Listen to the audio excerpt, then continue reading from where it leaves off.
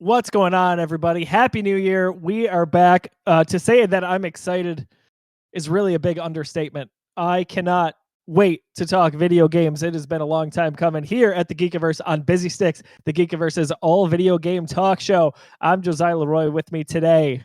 Look at this crew. They're so beautiful.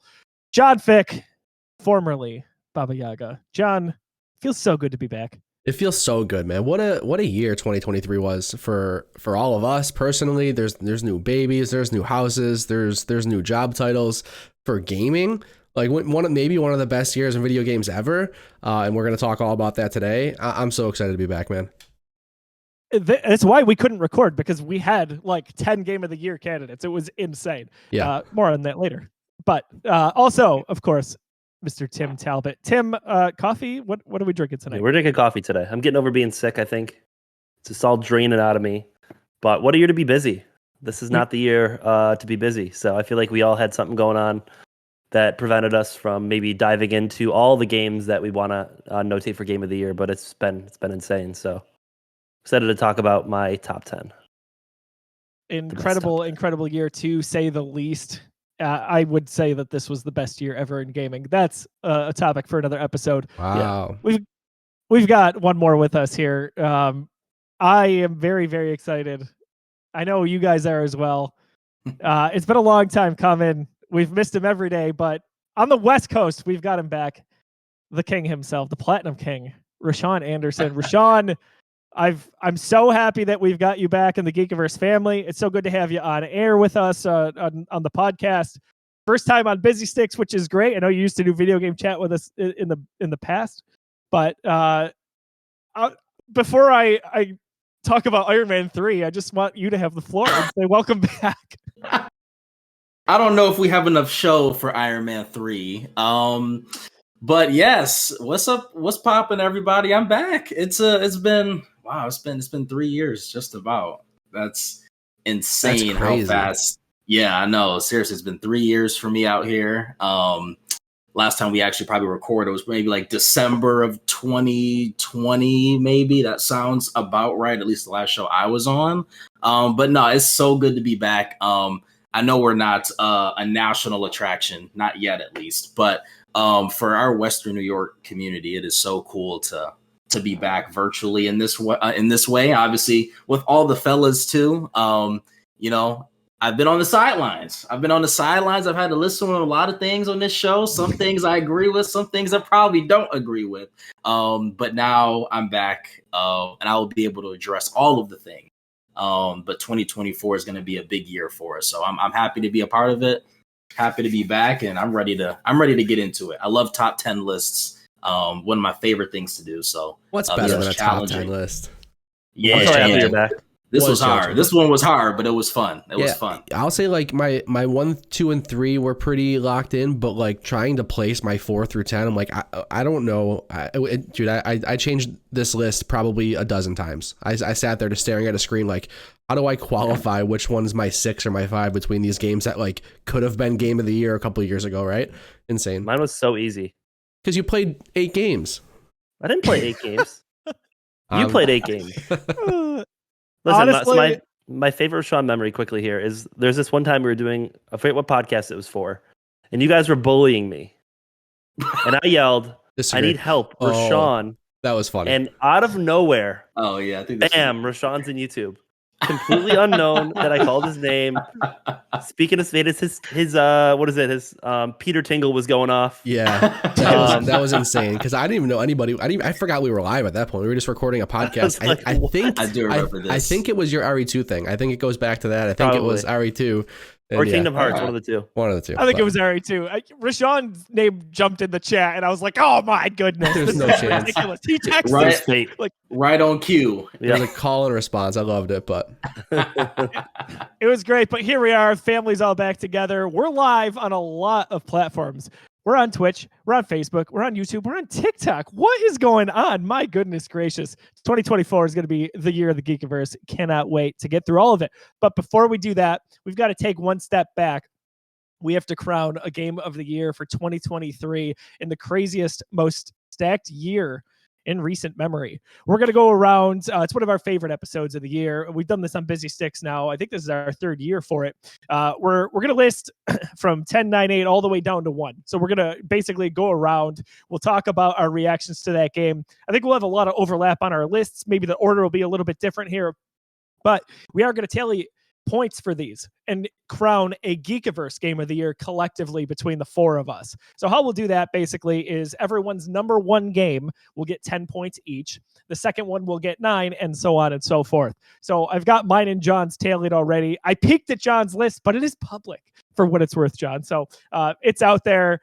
Mine is not out there yet. I don't know where Rashawn and Tim are going. I'm scared. I'm excited. It's going to be so awesome.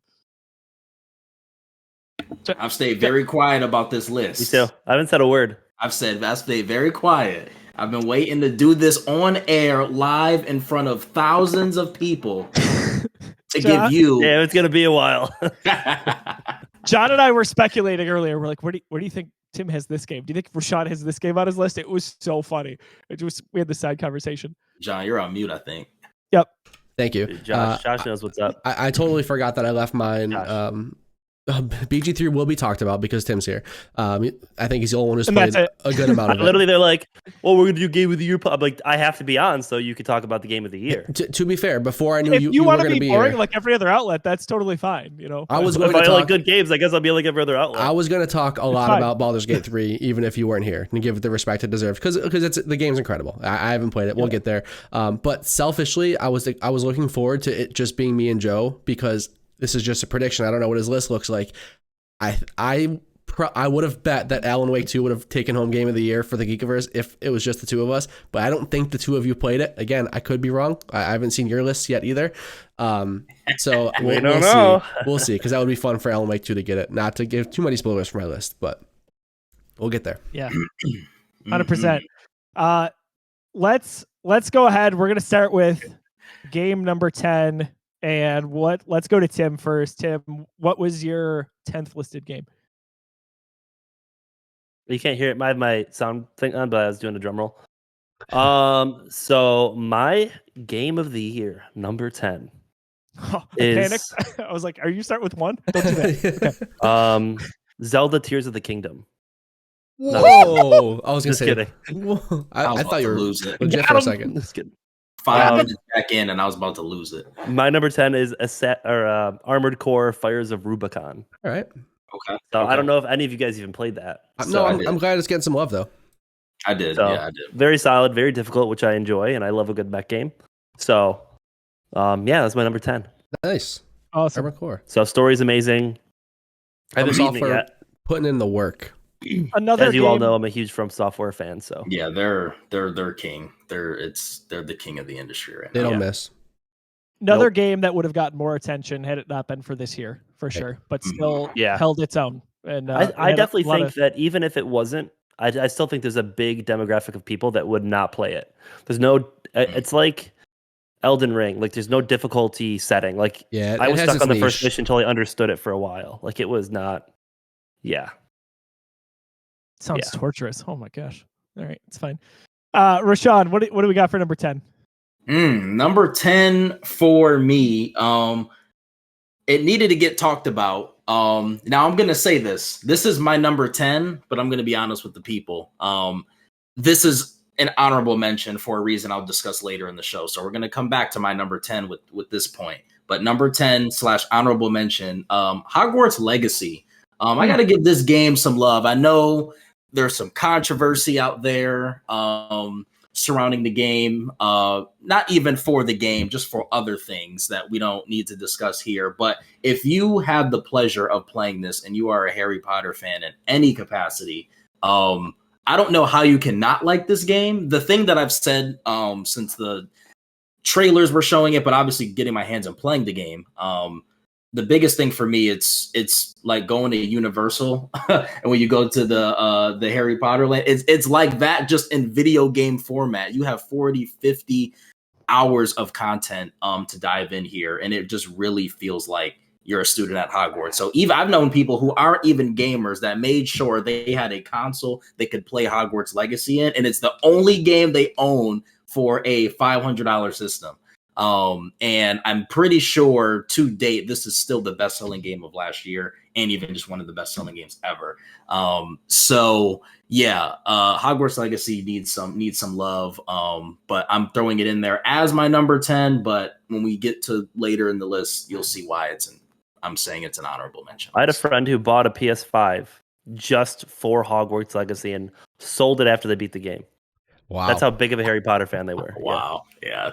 That's Yeah, I'll say my piece about Hogwarts Legacy. It's on my list as well. So Hogwarts Legacy, before Hogwarts Legacy, I was convinced that Harry Potter, the Wizarding World, could not be good without Harry Potter. We had gotten the Fantastic Beasts stuff. I've read some of the spin-off stuff, and I'm like, none of this is even decent. Like, nothing is good unless it's the Harry Potter story. So I was just convinced that that's what it was. Harry Potter is what makes the Wizarding World special. Man, I'm glad I was wrong, because yeah, Hogwarts Legacy is sick, dude. It is a really, really solid open world game, but it excels at that immersion of making you feel like you're in Hogwarts and like you're in the Wizarding World. Hogsmeade, all the side villages, like it is so immersive, and like they did a great job. That's the magic of it also, because a lot of the other media has focused on not Hogwarts. The thing that made Harry Potter special is when that first scene of Hogwarts show is on screen and they're pulling up in the boats. You get a lot of that here. So if you're really loving this Wizarding World and you really love Hogwarts specifically, I mean, it literally doesn't get better than this. Yeah. So yeah, it's worth it. I gotta say, I've talked about it on the show because we were recording right when that came out and what the hype was going to be and what it ended up being from a quality standpoint. I really enjoyed this game. It also appears on my list, which we'll find out shortly. But I'm a casual Harry Potter fan. I'm not sitting here saying I dislike Harry Potter. I'm just casual in relation to some of my other fandoms, especially you think of Star Wars, Marvel, just general video games. I'm just casual with it. But when that game dropped and there was hysteria around it, because you're right, Rashawn, people were buying it just to play it because it was Harry Potter essentially. But like, I played that game and I had a blast. I was smiling the entire time. And for me, who is a casual fan, I think that's saying quite a bit. It just captured the magic of what that universe is supposed to feel like. I'm happy that it was successful. I'm happy it sold well on top of being a critical darling. I'm really happy that game is getting some love here on the show too. I think so. For me, the biggest thing that I think that does. So when I was a kid watching Harry Potter, and I was in middle school, elementary, whatever was when it first came out, you would go online and try to find out what Hogwarts, what school, what part of the school you'd belong to, and play through the story. I bought video games on the PC because I wanted to relive the story. And I think what this game does such a good job of is it puts you in it. You create your own story as if you were going to Hogwarts. And it's all the fun nitty gritty, you know, I think you go in as like a senior, I think it is, right? Like your last year or whatever. Sixth year, yep. Yeah. And you just get to do all the fun stuff. And I love that it just kind of takes you in there, lets you kind of choose your story. You get the Sorting Hat, you pick it out. I mean, it was just the ultimate Hogwarts experience. As a huge fan of it that you get. And I bought it twice on my PC and my PS5 so my wife could play it because she loves Hogwarts too. So yeah, you know, it was awesome. What a game. And the gameplay was fun too. That was my biggest thing when we saw the trailers. I'm like, all right, you're nailing the vibe of Hogwarts, but like, what do I do in this game? You've showed me how I can like go to class and I can tame beasts, but like, what is there a story? What's the gameplay look like? The story's super good. The side stories are super good. That Slytherin storyline, phenomenal. Probably better than the main quest, to be honest. And like, yeah, the actual magic gameplay, super satisfying. Not incredibly deep, but like awesome for a little action role-playing game. What a good game. It's on my list as well. It's a little bit higher than Rashawn's, but I'll give it that nod when it deserves it. Yeah, it's on my list as well. That game is the right size for me for an open world game, especially with everything going on there. It just really, I think they nailed all of it. We were so skeptical about that game coming out. Like, we had heard some not so good things, and we're like, yeah, it'll sell well, but what does that look like? Well, hey, happy to say that a lot of that was wrong. Again, it did really well, and I'm not just talking about from a sales standpoint. For sure. John, number 10 on your list. What do we got? My number 10 is Resident Evil 4 Remake. So this is a game that, man, I enjoyed a ton. I think it's incredible. I understand the hype. It was my first time playing Resident Evil 4, so I never played the GameCube. I never played it back in the day. My first time playing RE4. I will say stuff like some of the writing, even some of like the gameplay that I can see that they improved a lot on. I see how it's a little bit dated. People say this game didn't need a remake. I disagree. I think there's even more that needs to be remade about it. But again, phenomenal experience. I understand why when it came out, when a lot of people regarded it as like the best action game of all time, the best action horror game, kind of defined the action horror genre. This is kind of the first RE game that took it into the action world. I will say that it's lower on my list because it kind of suffered from something we talked a lot about this year. Is a remake something in your eyes that is even eligible for Game of the Year? Huge conversation a lot of people had in the industry. And for some reason, for me, it just took a little bit away from it. In a year with so many stacked new games, when I was sitting down looking at my list, I'm like, okay, RE4 was awesome. I had a blast with it, but it existed before. The idea of RE4, the concept of that game existed before. And for whatever reason, when I made my list, that kind of just affected where I put it. I loved it. I had a blast with it. I understand why it's one of the best games of all time. But yeah, it gets my number 10 spot. I almost didn't put it on my list. What, did you finish it? I was that close to, like 3/4 of the way through. Okay.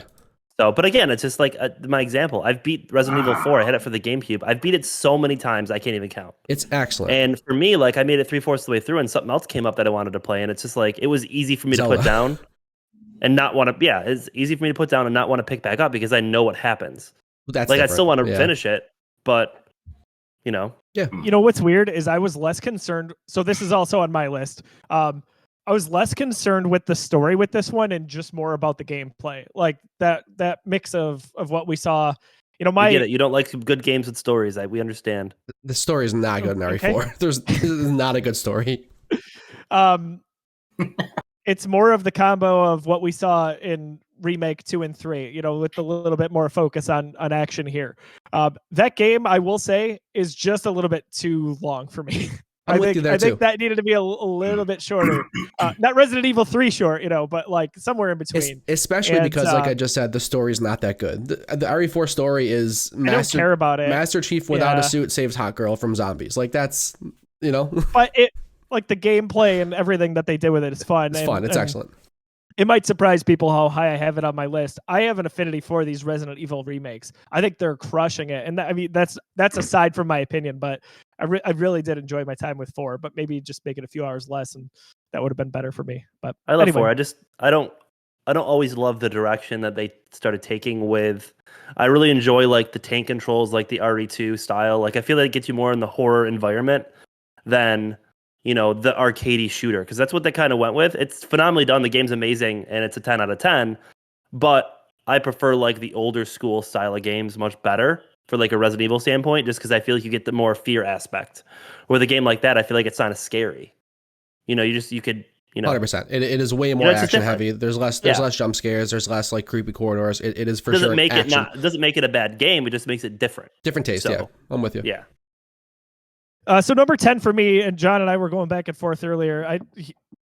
This is, I think, where our lists differ. He was not going to guess this game. This is a perfect number 10 on my list, and a game that I did not anticipate that I'd play. But I really loved Pikmin 4. I had a lot of fun with that game. Oh my gosh. I had very, very little Pikmin experience at all prior. But as we got closer and closer to the release for this, I was like, I really think I'm going to pick this up. And then, well, John, I was going to say this was the Nintendo on the eShop or online had the 2 for $100 deal. I knew I was getting Mario. So this essentially made it, you know, $50 a piece for those games. I had a blast with it. Joe, when it was just you and I supposed to do this podcast, I downloaded 11 game trailers. Pikmin 4 is one of them. I forgot. Oh, it is on the screen. That. I've got B-roll for Pikmin 4. I forgot about it when you and I were having a conversation today. But no, I thought there was a chance that could end up on your list. I remember you enjoying this game for sure.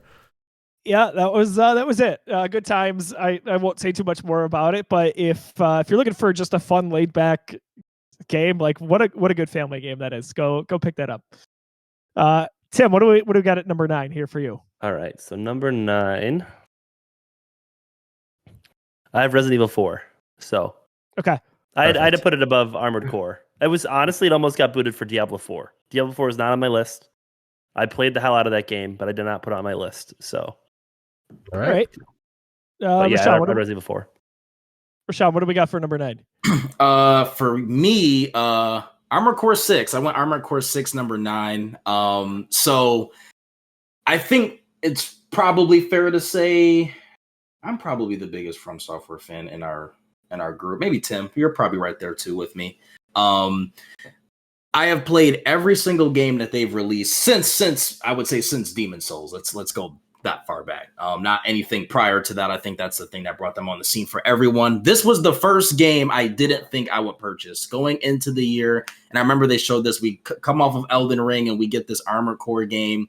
And I had heard of the Armored Core games before, but I knew they were, I'm like, okay, they're on the niche side. And I'm not really a mech guy. You know, the only robot thing that I can think that I really have a passion for is Transformers. I can't think of any other mech robot type of medium that I'm super interested in. So just everything about this game, I'm like, okay, this doesn't look like a game for me, but you know what? It's FromSoft. Arguably, they're my favorite developer in the industry right now. I do believe they're the best devs in the industry right now. So I'm like, all right, let me give it a shot. And wow, what a game. What a game. I could totally see why it won best action game. Oh, it won best action game at Game Awards, right? Sounds right. Can't confirm, but I trust you. It was definitely nominated at the minimum, of course. But this game is pure action and just fun. And I think that's the big thing. Does it have the From Software challenge in there? It does. I don't think anywhere near to the level of what I've heard going into it, but there's definitely parts that'll potentially make you rage and make you sweat a little bit. But this game's great. It's definitely worth it. Even if you are a mech like shooter type of person, they built it into the infrastructure between the customization of the mechs. I don't fall in love with the story as much as some people do, but just the gameplay, the fast pace, the action of it, and again, the way you can customize your mech is incredible. So it really, really brings out some of the best parts of From Software games in a different setting, in a different format. So I'm going Armored Core 6 at number 9. Yeah, I'm happy to see them flex their muscles and move away from their hack and slash difficult. You know, I mean, I know they've done Armored Core in the past, obviously, but it's cool to see them do something different, and I'm glad it's on this list. Not a game for me, but I appreciate what they're doing out there. Which is funny because so if you actually, I don't know how much PS2 you played. So I didn't know this until Armored Core came out. I actually looked at other games that they've made. So my first game I ever played for them was a game called Eternal Ring. And it was a game where you would go through dungeons and you would collect these rings. It was first person, and all these different rings had like different magical abilities. It was like a dungeon crawler magic game. And they also made another like JRPG game where it was like you chose between a girl and a guy. It was called Evergrace, and you'd play through it. It was phenomenal games. I love them. I'm still like think about them all the time. They were a couple of my first PS2 games. So, which is kind of crazy. So They're GameCube games. Well, these are actually PS2 games. Oh boy, I didn't have a GameCube back then. You sure about that? Just Portal. They've been around a long time. People don't realize that. They've been making games for a good long time. Yeah. Yep. For sure. They only hit their stride 10, 12 years ago. And I mean, from a AAA standpoint. Yeah, from like critical acclaim. PlayStation kind of, I think PlayStation and that partnership with Bloodborne really kind of propelled them into the ether. I know the Dark Souls games are great, but Bloodborne was next level for sure. All right, John, what do we got for number 9? My number 9 is Super Mario Brothers Wonder. What a wonderful game. I'm more of a 3D Mario fan myself. Those are the Mario games that I get lost in and spend 50, 60, 70 hours making sure I 100%. I'm having a lot of that same fun with this game. They're so the layers to each level and the completionism behind it is so deep, and I'm really enjoying that. There's just something that's not quite what Mario is to me, which I know is silly because the roots of Mario are 2D platformers for sure, but Mario to me will always kind of be a 3D game. So that's why you're not going to see it higher on my list. But man, what a incredibly designed game! It's so much fun. I haven't finished it yet. I don't think that affects my opinion on it too much. I've played tons and tons of time. I'm doing a completionist playthrough where I'm not progressing past a level until I have the green check mark, until I go 100% on it. Because that's what these games are to me. I just want to check everything off the list when I'm in those levels, making sure I get to do and experience everything that level has to offer. But yeah, it's just the Wonder Seed gimmick is so cool. Part of the, not criticism, but part of why it's maybe not like, higher on my list is that it felt a little random. There was really no predictability about what the Wonder Seed could do. And, maybe that's a good thing. Maybe it's a bad thing, but something that kind of stuck with me. It's always a blast, though. It always changes up the level in a pretty interesting way. Some of them cooler than others for sure. You can see like, oh, this is where all those development hours went into. Like this level with this Wonder Seed, like this really changes the game. And like more of the secrets are hidden behind the Wonder Seed this time around. So like they really put their top tier developers on this one. But it's awesome. It's creative. It's Mario. It's finally a 2D Mario game in a new style. It's not the same like new Super Mario Brothers, just kind of boring art style we've seen for the longest time. This is colorful. It's pink. It's blue. It's, I think it's everything we want from a modern 2023 Mario game. So there's my 9. This is on my list as well. I really, really love this game. I had a lot of fun with it. Like, I know it's cliche because it's called Wonder, but like this game is wonderful, truly. Like the entire time I'm playing it, I'm having a blast. I love the dynamics. Every time you jump, every time there's a different action item, a different music beat is playing. Sometimes it's percussion, sometimes it's a stringed instrument. Like that, I love all of that. I'm with you, John, on the Wonder Seeds. They can be a little random, but to me, that fed into the chaos. And I was like, the first time I played each one, I have no idea what's going to happen. It works very well in 2-player as well. Daisy and I have played the heck out of that. So what a great, possibly last Mario game we're going to get here for the Switch. Bookending, what was a nice start with Odyssey. It better be. It should be. But we'll see what 2024 holds. Okay. So for me, number 9, I have Dead Space Remake. I championed the heck out of this game coming into it. What a way to start off the year, by the way. That was in January.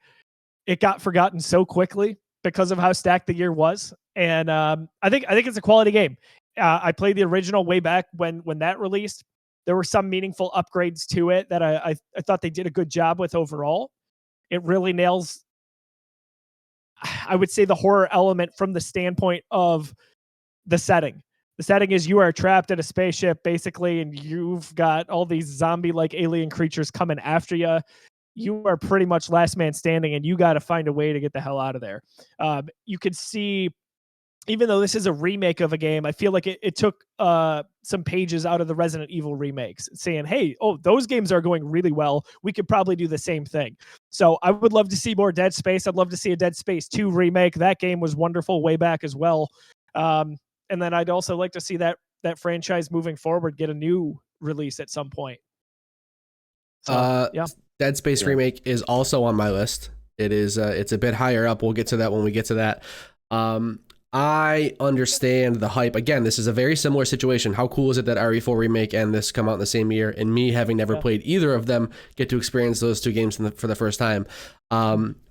Everything I said about RE4 Remake kind of throw out the window. The whole fact that this was a remake for some reason didn't affect my ranking of it at all. It felt like an entirely fresh experience to me. It felt more like a 2023 game than RE4 did. That's part of it. It plays more like a 2023 game than Resident Evil does. The story, even though it's not, incredibly in depth in its story, it's a more compelling and less tropey and less mid 2000s story than Resident Evil 4 was, so that's part of it being higher on my list as well.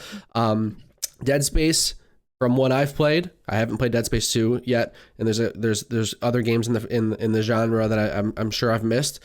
For my money, Dead Space is the second best survival horror game of all time, and I certainly understand why. I mean, it if I would have played it back then, man, it would have blown me away. I'm sure the same way, but it defined the genre. It is so scary. The sound design in this game, are you kidding me, dude? Those metal corridors, like it takes like what Halo kind of did with like being in those ships, and it just cranks it to the max. Because Halo's not a horror game, right? It really wasn't trying to give you nightmares, but this game is, and it does it so well. God, I love this game so much. It's on my list, and I'll give it that nod when we get to it. John, I'm so happy. I'm so happy that resonated with you because, like, I don't know, that could have gone either way. good, dude. It is so good. For sure. I think it's tough putting. I struggle with Resident Evil 4, like just putting a game that's a remake Yeah, on. It's not that much different than the original. It's an And neither is interesting Resident Evil 4. conversation. It's an You know what I interesting mean? conversation. To me, it has to do with the fact that like it holds up. For And- you, I get it because you've never played it before, so it's new to you. But I never played which RE4 I'm okay either, with. right? I never played RE4 either. So like my complaints about that are still valid because this feels like more of a modern game. Like if neither of those original games released, I think so. If Dead Space, if this was the first time it was coming out and this is the first time RE4 was coming out, I think Dead Space would review better across the board. I think the industry and people playing those games would think that Dead Space is a much better game, much better. Yeah, I think for me it comes down to remake versus remaster, right? Like that's such a huge difference to Yeah. like that's where I land with these. But these are both full on remakes. Like the work was done. Like, Yeah, I'm these are- not discounting. I'm just saying for my list, it wouldn't. yeah, Wouldn't have been on there. fair enough. All right. So Tim, number 8. At 8. I know we talked about this already a little bit. I have Harry Potter. Okay. So I did put it up. Again. There's just so many good games that came out this year. I couldn't put it above anything else. Yeah, I would. So, but I did want to put it on my list because like we talked about, it's the game is good, and then you just add in all that other emotion and everything else in there, and just gave me that perfect. I was excited to play it. So I still have to beat it, but I'm a completionist, so I noticed that you can find all these things in the castle, and then I never leave the It castle gives for such 12 hours. completionist vibes. Revelio. Yeah. I can't do it. It's so hard. Revelio. Yes. It's so bad. Yes. I'm so bad with that. And again, it's funny because it's me like too. anything that you could do like the 100%. If they have like 100% achievement in the game, Yeah. I have to do it. Like I have no choice. See, And it's the Metroidvania in me that has to do that. So that's what I like about these newer open world games is that like you're never locked to not be able to do that stuff after the fact. So like when I hop Yeah. into a game like this, I wanna do a good amount of that as I'm playing through, but I want to see the story all the way through, and then all that checkbox stuff gives me a reason to come back. Which with Hogwarts it did. I bought this game on Steam. It was my first ever like full on new purchase on Steam. I played a ton of my Steam Deck. It was cool. And I went back and I got all of the Merlin trials, did all that. I didn't finish everything in the game. I'm not too familiar with Steam's like trophy system or reward system or achievements, whatever you want to call them. I'm not sure what my completionist looks like, but I spent a lot of time in that game after I beat it, just doing those checkboxy stuff because it's fun to exist in that world. Yep. I will be going back to Platinum. That's on my list to do this year. It's just I want to revisit that world. But where the hell is JT? Man, he should be so excited right now Yeah. that Hogwarts is being talked he about. was in this TikTok month. chat saying that it's needed to be talked about. It's on all of our lists. Was confirmed. There you go. Look at that. What a time. What a time. Getting to Rashawn here. Rashawn, what is 8 on your list? Oh my gosh. 6, 7, and 8 for my list. Off. Were hard. Yeah, these are tough. Honestly, if I wake up another day, one of the next 3 that I talk about can switch. But I'm gonna roll with what I got written down because I'm gonna roll with my gut. I'm gonna go.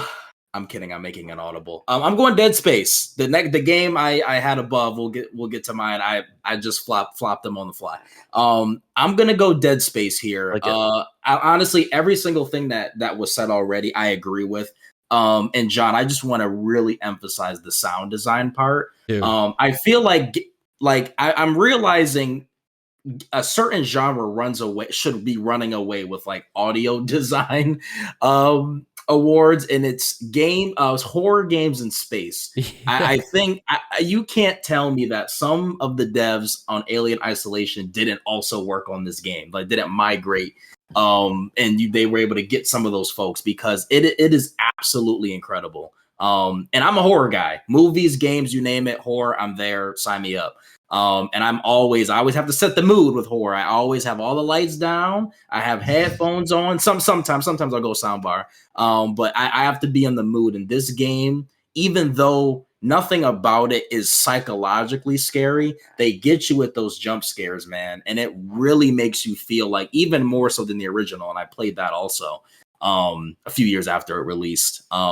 It just really makes you feel like you are stuck on this ship. You have no way out and you got to fight your way out. And again, the creativity with the weapons also, again, I know it's a remake and it's not a new game, but just the things that you're killing the aliens with is like, it's awesome. It's such an awesome game. I think the only thing for me, it starts to.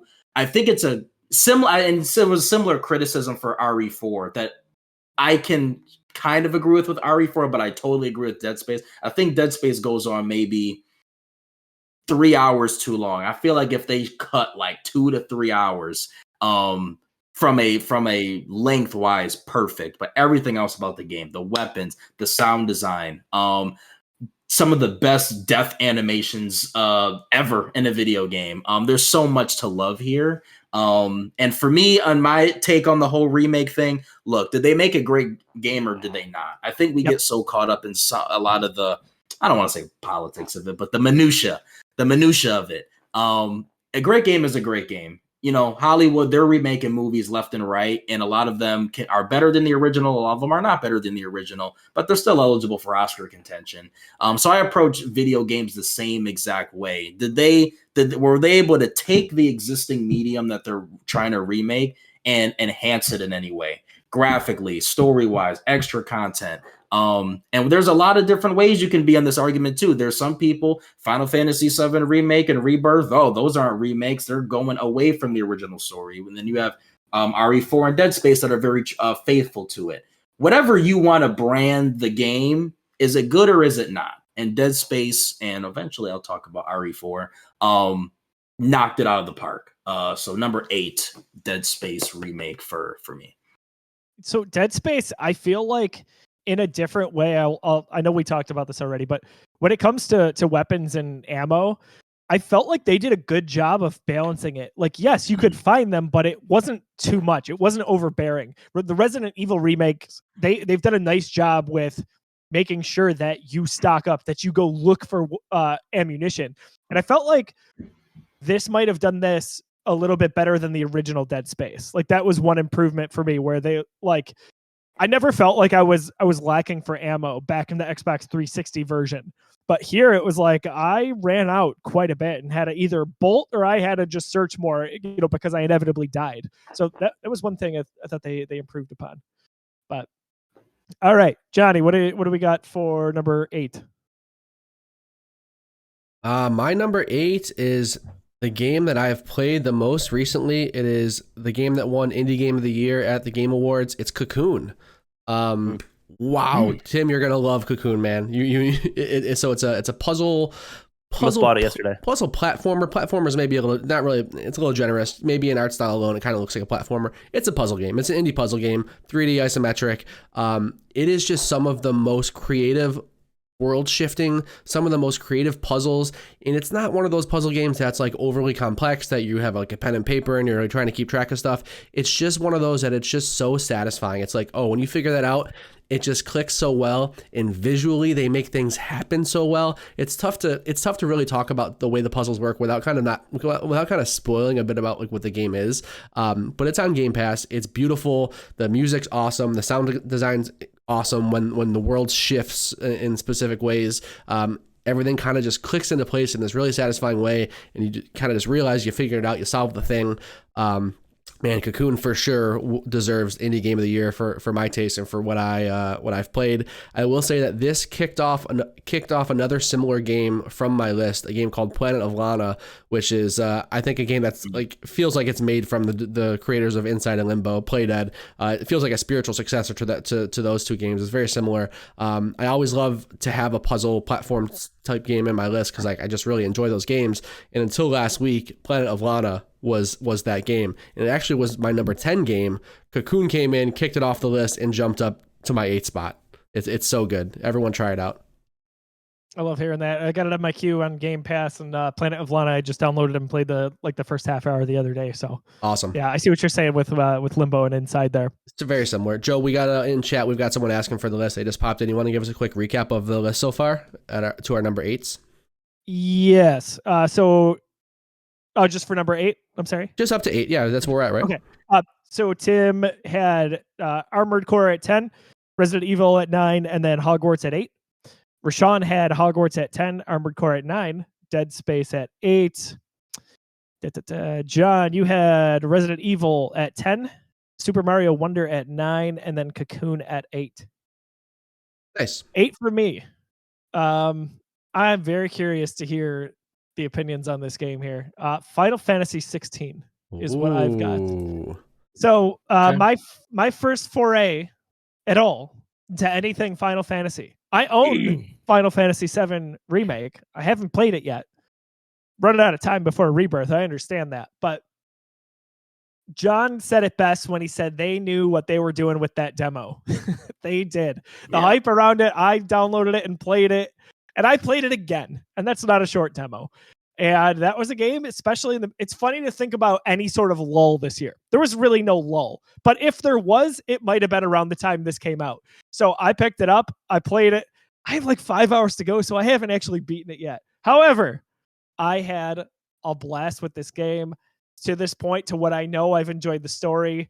The combat's fine. It's nothing I would say, in my opinion, to write home about. But I'm fine with a button masher every once in a while. I'm good with that. It's a pretty game. The setting is awesome. People have drawn some pretty crazy and obvious comparisons to a famous fantasy show that ended a few years ago that we'll talk about as well. But I gotta say, I'm liking it. And yeah, that's where it lands on my list. Awesome. Final Fantasy 16 is also on my list. It's higher on my list. And it's a good amount higher for reasons that I think people like Tim, like true diehard Final Fantasy fans, are going to dislike the game for, or maybe take some points off the game for. It is a much more streamlined, basic approach to an action RPG. It is not very. I wouldn't even call this an RPG. There's very little RPG elements to it. You don't have the skill trees are basic. They're about as in depth as an Assassin's Creed game, to be honest, when it comes to like skill trees and things like that. It's super linear. It doesn't go too crazy into the RPG style, and what I think that's going to benefit the franchise for is it's going to get more players like me and Josiah involved. I think it was brilliant to do that, to take this game and make the most incredible set pieces, some of the most insane boss battles, and honestly that really just comes down to like visually and design wise, because yeah, the gameplay is nothing insane. It's pretty button mashy. You can get strategic, and you obviously switch up your man, it's been so long since I played it. What are they even called? Your powers, your icons. Icons, thank you. You can switch between your icons, and obviously there's elemental stuff going on there. I think the story is super cool, like so on the nose, inspired by Game of Thrones. Like especially those first like 6 hours of the game, like it is on the nose taken from Game of Thrones. Like the the shift of power, the drama, the medieval setting, stuff like that. I will say that everything between those big epic boss fights, those big epic moments, is like filler to the nth degree, and it's the kind of stuff you would expect to be side quests. It's like, hey, I need to save my village. Can you talk to those 3 people and collect some wheat from them and save his horse? And all of a sudden, my village is saved. It's like, yeah, that sounds like a side quest from a 2009 game. Why is this like main story stuff that I have to do before I can get to the next main story quest? Like pacing wise, that's what draws the game back from being kind of perfect for me. In essence, makes the game probably like 5 to 7 hours too long, because it is a long game, and all the good stuff in it is excellent. All the good stuff is great, but that filler, like, man, it's like, why am I just walking up to townspeople, pressing X and hearing what they have to say, and like I just spent an hour and a half doing a mission that means nothing. It's almost like it's painful. It's like they had to like load in the main content. Like, what? I got an SSD. What are you doing here? Yes. Sure. So yeah, Final Fantasy 16 higher on my list. I'm so happy they took the franchise to somewhere like this to get more casuals like myself involved, because I'm playing RE7 Remake again right now. I played a little bit before, but now I'm like diving in to try to make sure I play it before. Final Fantasy 7 Remake. Yeah, what did I say? You said RE7. Oh yeah, we've been talking a lot of RE. Sorry. Yeah. Final Fantasy 7 Remake. Honestly, the way the industry's going, there might be a Resident Evil 7 remake. The way the industry's going. Oh geez. Sure. I'm not even 10 years old. Yeah, it makes sense. Tim, you're on mute. Timothy. Oh shit, I was muted this whole time. I was muted. Yep. So I'm gonna piggyback off this and say my 7th is Final Fantasy 16. Wow. Kind of fits in. You were next anyway. Totally perfect. I put it up there just because I love Final Fantasy. I think the game, like you guys said, did a lot right. The story's amazing. The combat, like it's like next level, like a lot of boss fights, and it just makes you feel part of the game and powerful. It just, the way they do it's very well done. The biggest drawbacks I have with a lot of this game is that They took a lot of what I think made Final Fantasy out. There's no weaknesses. There's not a lot of strategy. All the stuff that is like the bread and butter, different skill trees and different abilities. You go into a battle and you have to know like what character does what, because let's say you come across someone that flan that you can't attack, you have to use magic on it. So it changes the dynamic of the game, where a game like this that's there, but it's so minimal, the difference. There's no weaknesses based on your element. It just takes a lot of the fun part of the game to me, where you have to go into these big boss fights with a lot of strategy, and you would lose. I mean, I remember playing Final Fantasy X and getting stuck on a boss and trying to change the way I would fight him just so I could beat him. And that's not really the way this game works. It's like, oh, maybe I got to just do something different and button mash differently. It's just significantly different. Not to say that it's not a good game, but I felt like I was playing a Devil May Cry, not a Final Fantasy. And, Sure. Again, that's not a bad thing to say. It's just, for me, I love the game, but I wanted that extra. This game would probably be 3 or 4 numbers higher for me if it had those other things. Interesting. So, which is why I love Final Fantasy VII Remake so much, is because it does that. It gives you that same feel of the game, but also gives you all those extra things too. So, and also too rewarding for exploring. That's a big downside I had for that game too, is that they give you this big map. There's no reason for me to explore aside from doing side quests. There's just nothing. You don't have to grind. There's nothing in the world. There's nothing. There's no benefit to it, and I cannot stand that. I cannot stand when the game does not reward you. Like, hey, here's a cool weapon. Hey, here's a new ability.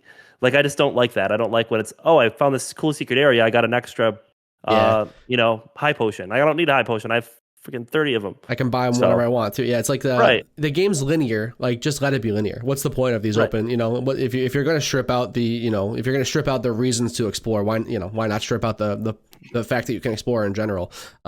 Corbin in the chat asked, is this our favorite Final Fantasy game? It's the only one I've ever played. I've played a little bit of 7 Remake. I've played a little bit of Final Fantasy X. It's the only one I've ever finished. So yeah, by default, it's my favorite Final Fantasy. Obviously, I know Tim's answer is different. He's a huge fan of the franchise, and it's not even cracking his top 5 here. I'm not sure about Sean, but yeah, right. Well, I'll say for me, again, this same. This is the only one I've ever played, but I love that this was a jump on point. I want to jump into some of these really legendary franchises. And it's not to say I can't jump into the other entries there, but it was perfect. This was such a good move for them to get an even larger fan base moving forward to one of gaming's biggest franchises already. But especially in the middle of their development of the remake of their most popular game, what a great idea! Let's take our next big entry. Let's dumb it down a little bit for all intents and purposes. Let's make it more approachable for the average consumer. Let's give a free 3-hour demo that's just the full game that you can just press a button at the end and unlock the full game. Damn good demo. It's literally they front loaded the first 3 hours of the game, made them so much fun to play, made a demo, and at the end of it, you just press X to unlock the full game and you're just right back into your save. What a brilliant way to. So many people I know played the game because of that demo and because of how easy it was to just keep playing. So many people. Yes, they had a strategy and it was executed beautifully. I'll say 2 last things on this. Sound design is wonderful. That soundtrack is epic. Most Final Fantasy soundtracks are. And then it's pretty. Play this on a good TV, man. You will enjoy it. The color palette, man, it is sharp. Yeah, great game for an OLED. It's a lot of bright reds and blues and a lot of dark blacks. It really pops on an OLED display. Every time we say that, I just think of that. We could be brown, we could be blue, Every time we talk about the browns and the blues, that's what I think about. The deep blacks. Yeah, the deep black. All right, Rashawn, what do we got at number 7? Ooh, a lot of good discussion, but I'm waiting to jump in. I'm not jumping in every discussion. I'm gonna let the list play out and we're gonna discuss from there. The next I have, so this is a part of the mid-game switch that I did. This game was going to be my number 8 going into it, but after thinking, I'm gonna give it just a little bit more love. Lies of P. I'm probably the only. I'm confident I'm the only person. I own it. I have not yet played it. Fair. So I figured I was gonna be the only person to talk about this game. Again, I am a big. I guess it's a genre now. Souls-like. Lords of the Fallen, played it, Hated it. Jeez, Lords of Fallen. You're really dead now, by the way. There's no coming back this time. Lies of P. Obviously, any of the mainline FromSoft games. There's others that I'm thinking of that I'm not even naming. Love how even the Jedi games, Fallen Order, Jedi Survivor, are even loosely inspired from a combat and gameplay standpoint. Lies of P is the best. I'm going to take Star Wars out of it because it still does its own unique things, but true, like trying to be like From Software games. This is the best that's been released. I just love, and again, just the setting of it. Like you're playing as Pinocchio and you're in this gothic Bloodborne-esque, environment, and you're going to town and you're getting your butt kicked a lot of the times, but it still makes you feel like a badass though, which is nice.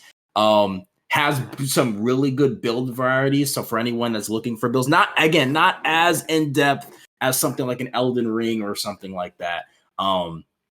But it seems like from the first of what'll seem to be, a universe of games. That's all I'll say. I think this was incredible. It captured me from the moment they first showed off the game. I'm forgetting when. I feel like it was in 2022 at some point. I could have the years wrong, but this game captivated me from the beginning. And playing it, there are some frustrating things. Like it's definitely more Sekiro than Bloodborne. There's a lot of Bloodborne comparisons. The art style is Bloodborne. The gameplay is more Sekiro. My biggest gripe that I can think of with this game, I just wish the parry system was better. Some of the enemies have, especially compared to other Souls-like games, the some of the just very awkward attack patterns. And I'm typically pretty decent, especially in Bloodborne and mainly even Sekiro, like this game tries to imitate. I'm normally pretty good with parrying. I just couldn't figure it out in this game. I never figured out the right method. And I know it's a complaint for a few, some other people out there. So I think that's my only thing that I can really say is like, I really genuinely don't like about the game. Everything else, again, boss variety, build variety, the narrative that is throughout it as well is also pretty engaging. But it looks like when you're playing this game, and if you're a From Software aficionado, you would really be mistaken. I'm not mistaken. I'm sorry. You would really think From Software developed this game. So I see the love and attention there. So yeah, I'm going with Lies of P as number 7. Love it. Another game that felt like it almost got buried this year, and in many years could have been so much higher on these rankings. It's on Game Pass. On Game Pass too. I was blown away. Day one, I was blown away. I had my money ready, and it's like, oh, Game Pass. I'm like, let's go. Arguably the best Game Pass game. Arguably. 2 questions for you. Mm-hmm. First question is, you can answer them together. Are you when you play a From Software game, are you a roller or are you a parrier? And my second question is, can you give someone in the YouTube chat a 30 seconds quick summary of what the game's about? So for people that maybe haven't played it before, maybe looking to dive in, because I feel like it is definitely one of those games that's under the radar. I know I have to play it because I love From Software, and it's on my list of games to play, but some people may not even know it exists. Yeah. So. In regards to roller parry, I would say I lean towards rolling for sure. When I first started playing Demon Souls and Dark Souls 1 way back when they came out, I just always gravitated towards rolling. I didn't learn how to parry until not even when Bloodborne was released. I wasn't good at it. Sekiro made me really good at it. Then I went back to Bloodborne. I was better at Bloodborne because of Sekiro, so I gave Bloodborne a second run. And then I did Elden Ring. I've mastered parrying, but I would still say, I say I'm definitely still a roller though. In regards to a quick synopsis of the game, it's always kind of tough because these Souls-likes are intentionally convoluted, but basically the general premise is you're Pinocchio and you wake up at this train station and you have no memory of how you got there, who you are as the audience. We know that's Pinocchio, but the character itself doesn't know who they are. So the town has also that you're in, I'm forgetting the exact name of the town, but is filled with these nightmarish puppets, and they're on a killing spree. And puppets were a way for the people of that world to make life easier. It's almost a take on it's almost like an iRobot type of twist, just puppets, if that makes it easier for you to understand. And then as Pinocchio, you're finding your way to, again, I'm trying not to spoil. You're trying to figure out who you are. And there is a classic theme with Pinocchio of lying and telling the truth that is also present in this game. And depending on how you answer certain questions, if you lie or tell the truth, you'll get different endings also. And then Geppetto was also in the game, so he plays a big role as well. So it does take very loosely the basic elements of Pinocchio, but it throws it into this horror-esque action adventure game. That's really hard. Well, that sounds funny. But all right, you're back. You keep going. I'll be right back. That is like the most interesting premise for any Soulsborne game that I've heard. Like that's the one that would like get me to try to like go through that, if anything. Because I'm gonna straight up say I'm not good at games like that. I get too frustrated too quickly. I'm not there for it. But when that dropped and the hype got, pretty high, close to release in September, and with the addition of Game Pass, I was like, oh man, should I download this? Should I try it? I did not, but I'm really happy to hear that it's a really good game. And again, it's not a FromSoft game, but if you've been intimidated by the Souls-like genre, I can't think of a better game to try. Any other game you have to pay for, this is on Game Pass. So if you're paying for Game Pass and you've thought about them Souls games, man, I don't know. I kind of want to give one a try, but I'm scared to spend $80 and then be upset. This is the one. This is the one to try. And if you love this game, you will then love. You can confidently go into the mainline FromSoft games and play those. But this is, again, it is a perfect replica of what From Software games are about. And I'm glad, I'm forgetting the studio off the top of my head, but I'm glad they were able to nail it for sure. Yeah, no, and that's probably great for the genre. Like, it's not like it was doing poorly, but we just talked about how Final Fantasy 16 was more of an accessible entry for your average gamer. So someone like me, or maybe like John, who didn't play those previous games, maybe that's what this ends up being for a lot of people. It's a really, really interesting premise. And if there's one thing that's going to hook me, it's going to be story. So right there with Sean, you. awesome stuff there.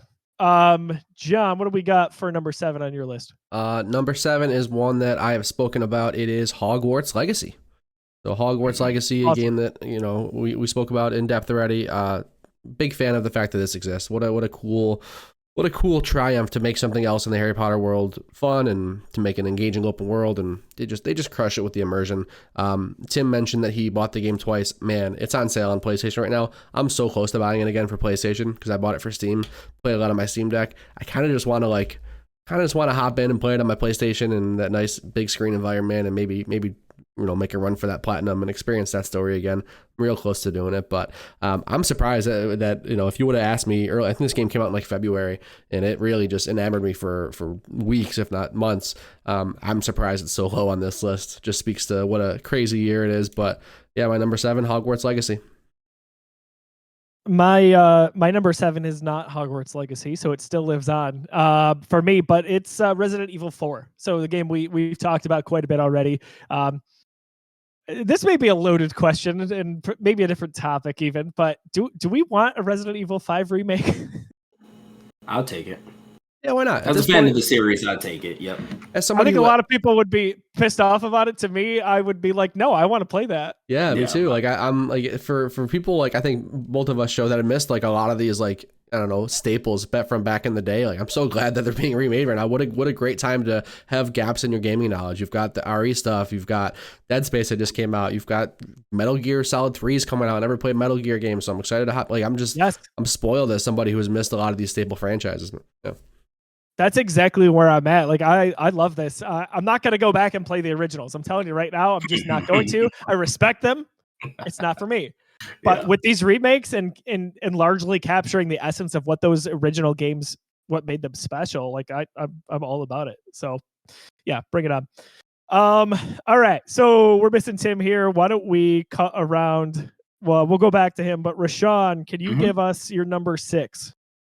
Cool. Okay. This is where it starts getting dicey. So this one I flirted with alternating between Lies of P and Dead Space. I decided to still have it as my number 6. We're getting spicy here. Spider-Man 2. Spider-Man 2. And I'm All repping right. everything. Look, come on now. I'm channeling my Miles Morales energy right now. I got the statue in the background.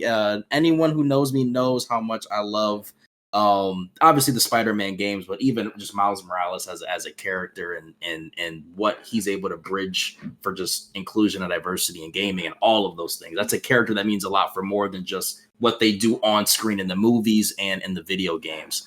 And obviously it's Spider-Man. Come on now, Peter Parker. Like you don't have to give me a sales pitch. Spider-Man 2, I'm there. Spider-Man 3, when you announce it, I'm there day one. Incredible game. And I think this just shows how stacked this year is. Where going into this year, I would have had Spider-Man as a lock for my top 5. And it just misses. And it's a very close miss between this and my actual number 5.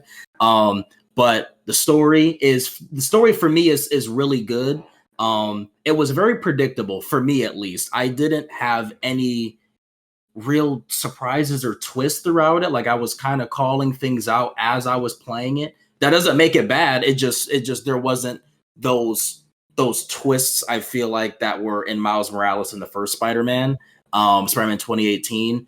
The combat, I mean, come on now, the combat's incredible. I don't think Batman Arkham comes close, but at this point, I can't think of, I'm even trying to think ahead of time. Like, how can you make me feel more like Spider-Man than this game already does? I don't know. And I think it could turn out to be a negative, but I don't know like how you continue to innovate moving forward. I think you just continue to add more spiders and see what happens. But I think the thing for me, why this is low on the list, again, it's just that kind of year. I think it's the very thing that I just mentioned, is it was very similar to Miles and Spider-Man 2018, which isn't a bad thing. Being more like greatness isn't a bad thing. But there is a point throughout the game I was playing, and it was just a quick thought where I'm like, okay, I got this. You know what I mean? And I think it takes very long to get to some of the combat that is a little bit differently, and some of the elements that are different. The open world, they still have engaging side missions, some of the most engaging side missions, I think, in the industry. But it's very much similar to what you can expect from, 2018 and Miles. The combat is what you think it would be. You're playing as Spider-Man. You're shooting webs. You have different suit options you can customize with. Like, it's very much as to be expected, which is not a bad thing when you're a great franchise. But I think for me, that holds it back from being in that top 5 category, because I do feel like the games above this, even though some people will probably disagree, I still feel like there was a little something extra that made it special. So Spider-Man 2, again, incredible game, one of the best games of the year. And even though it's, again, not in my top 5, Insomniac is on a roll, and I can't wait for the next project. But those are some of the reasons why I love it, but also some of the reasons why it would be out of my top 5. That's I cannot believe you have it that low. And I respect it, man. What did I miss for the? I knew that was gonna be a surprise. Spider-Man 2. Oh, so my 7 was Hogwarts Legacy. Joe's was RE4. Okay. And then my 6, we went to me for 6, so I have Spider-Man. Yeah, so you jumped me. I get it. Yeah, your 6 is coming up next. I got to chime in on Spider-Man for a second, because that game's on my list, and it's a bit higher. Yeah, I mean, like, hey, I'll respect, man. Opinions are opinions. I don't think there's anything that you said that I would be like, no, that's wrong. That's not factual. It's factual. I will say that in games that are sequels that have basically just the same engine, let's stick to the Sony first party games. We'll talk about like God of War 2018 to Ragnarok, Horizon Zero Dawn to Forbidden West. Spider-Man to Spider-Man 2 is the one where I see the most improvements, where it's like, yeah, graphically, this is basically the same thing. Mechanic-wise, I'm playing just the sequel to that game, but Spider-Man took it to the next level and took advantage of things with the PS5, like the loads and like the scale of some of the boss fights and the amount of different like variety with the powers you could have. Like, I think Spider-Man is like the example of, yes, it's just more, but it's better on every level. So that's my perspective on that. Again, hey, I agree with that. It's better. It's better, and I don't think it's just more of the same. I'm like, this is like the definitive Spider-Man experience. I think the story is on par with one, maybe a little bit better. I'm with you that the twist and turns not really there. I didn't think I got that much of that from the first one either. I think that like there was one early on in the first one that was pretty cool to see that that was where they were going with it, but nothing really that was like super riveting. Yeah, I think that Spider-Man 2 is special, man. The fact that Insomniac can keep this up. They make the games a little bit bigger and a little bit better, and they just improve on everything you could ever ask for. And yeah, the possibilities are endless with where they take this franchise and what they do with Marvel games in the future. Yeah, I'm surprised to see it that low. It's higher on my list for sure. We talked about, From Software being one of the best developers in the game. I would say the same for Insomniac. Like they constantly, this generation already, we've got Miles, we got Ratchet and Clank, we've got a Spider-Man 2. All quality too. All quality. Yes. Yeah. Like, yeah, I think more than quality. I mean, we're talking like if you don't agree with 10 out of 10, I couldn't understand how you can argue they're not 9s, like they're that damn good. Yes, and that's where I'm at. I agree with a lot of what you guys said. I've got it higher on the list. Like, and it's funny because where it landed, which we'll get to for me, is also surprising. Like, I think I could have gone higher in so many scenarios, but again, true testament to what this year looks like. I love the dynamic. I've talked about this a lot between Peter and Miles. They feel like true co-protagonists. Yes. It's not like one is shoehorned and one's just there to be there. Nope. These guys both have an amazing, no pun intended, interwoven story that is really, really, I think it's strong. I don't think it has to punch you in the face with being a surprise or having anything drop like that. I think it's a quality story. It's a quality Spider-Man story when so many have been told over the years, whether we're talking movies, even past that. You have the MCU now. You've got comics. There's other game iterations. We've had how many different reboots? Like, it's kind of tough. It's a crowded space, but this is a quality story in my opinion. And the way that, especially the dichotomy between those two, and then someone else who you can play in the game that I won't really spoil. I think they nailed it, man. And it's just the perfect size, again, open world. It's the icing on the cake that the Insomniac Spider-Man universe is just the definitive and highest quality Spider-Man experience that exists. And that's coming from someone that's read few comics. I've dabbled with Spider-Man comics, and I've read synopsises of plenty of them. I know most of the basic Spider-Man stories, seen all the movies, seen most of the shows. Nothing really comes close. Like, this is the definitive and the best Spider-Man universe that exists. Close is across, Spider-Verse. Into and Across the Spider-Verse is super close. The fact that there's 2 of those and 3 of these maybe is where I kind of give the nod to this. Because I think I like this Miles almost as much as I like that Miles. That Miles is superior for sure. But this Peter Parker is my Peter Parker. Yuri Lowenthal's Peter Parker, in my opinion, is the best Peter Parker, period. Full stop. There's no I'm not entertaining another option for me, for my tastes. So yeah, that's a special franchise right now, man. And Rashawn too. Like I know you're a little bit on the same boat. Like, I love those Arkham games. Like I talk about it all the time. Arkham City, to this day, it's my favorite game ever. Asylum is maybe a close second. And those games kind of almost paved the way for this. Like, they nailed the dynamic of being Batman and what that environment in those respective games could look like. Because the trilogy there between Asylum City and Night are drastically different, even though some of the combat is similar. I think you get a lot of how I felt playing as Batman with now how I'm playing as Spider-Man in these games. It's a funny path to that too, because like the Arkham, what they did with those games is they perfected this like combination combat that doesn't feel button mashy because there's enough variance, right? So you've got 6 or 7 guys and you are button mashing, but there's enough variance with blocking, dodging, and like adding a gadget that you just feel like you're in control the whole time. And every time I played those games, I always felt like, oh, this combat lends itself to Spider-Man. Like, this is like, Batman beats up people for sure, but like the agility and the jumping and the dodging, like this needs to be a Spider-Man game. That's what everybody said for years. So Insomniac's like, okay, hold my beer. Like, I got you. Like, we'll take that combo button mashy satisfaction with that nuance of, those layers of combat. And we'll let you swing around. We'll let you be Spider-Man. We'll let you flip. We'll let you slide under people. Like, they took the foundation of what the Arkham games gave us with that superhero combat, and they let us realize, like, no, this is Spider-Man combat. swinging around as Spider-Man in these games, it never gets old. I gotta give them that. It Dude. never, like, there's never a point where I take it for granted, like, okay, I'm just swinging to the next zone. Like the fast traveling, I didn't use it. I didn't need fast travel for. I'm freaking Spider-Man. I don't need a fast travel. I'm swinging just to from see one borough to the next. Just to see the novelty of how fast travel was the only reason I used it. But dude, you're right. Spider-Man, whatever the latest Spider-Man game is, will never not be on my PlayStation because I just booted up all the time to swing around. Like I've got 15 minutes and there's nothing on, and I'm not going to start a game and like we're about to leave the house, but I'm just going to swing around as Spider-Man for 15 minutes. Like I do that all the time. Yeah. Last thought here before we move on, just on the Arkham versus Spider-Man thing. Though Spider-Man is clearly influenced by those Arkham games and Insomniac perfected it for what Spider-Man is, they feel distinctly different in the best way. Like Spider-Man is fast and agile, and Batman is super strong, a little slower, right, with his tempo. I love that both of those studios nailed that.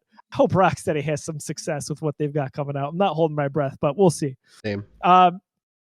Tim, we're gonna bounce back to you for number 6 here. All right, mine is Super Mario Wonder. So I played a good amount of it. The completionist in me is going to town on that. Biggest thing for me is just being able to play with my son for the first time. You know, our first release game, Super Mario. He loves Mario.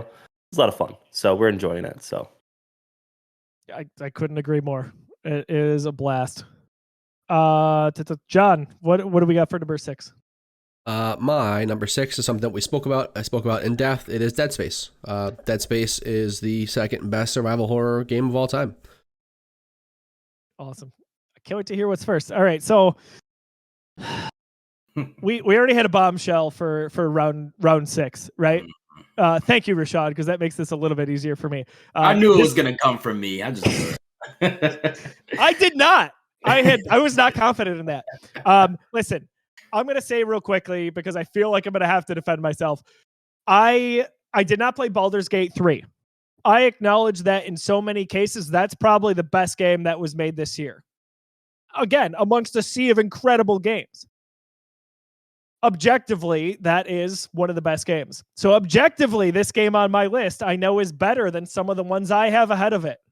But I'm just going to say that I have Legend of Zelda Tears of the Kingdom at number 6. Jesus Christ.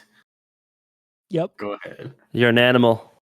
That's all I got. I enjoyed the game. I felt the magic and charm, especially diving into it. But at the end of the day, I've played 15 hours of it. So while I really appreciate it and respect it, from my list, I enjoy the 5 games that we'll get to more than I enjoyed this one, even though I could sit here and say, I understand that it's probably a better game than some of those games. Yeah, I respect it. I understand it. At the end of the day, it's all about taste. That's what these lists are about. You've got to factor in some objectivity to it. As you know, you got to think about that.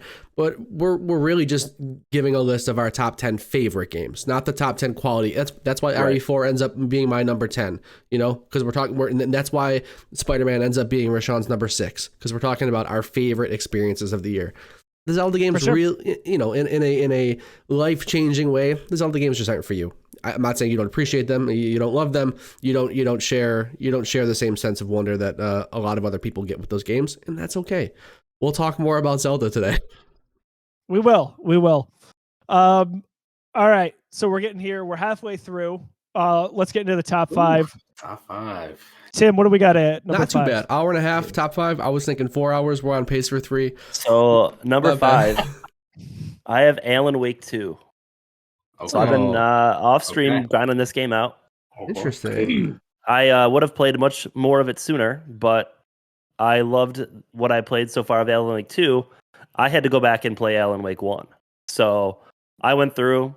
I'm at the very, very end of Alan Wake 1, and I just couldn't resist booting up 2 again. But I'm happy, Tim, that so we've talked a lot about it this year.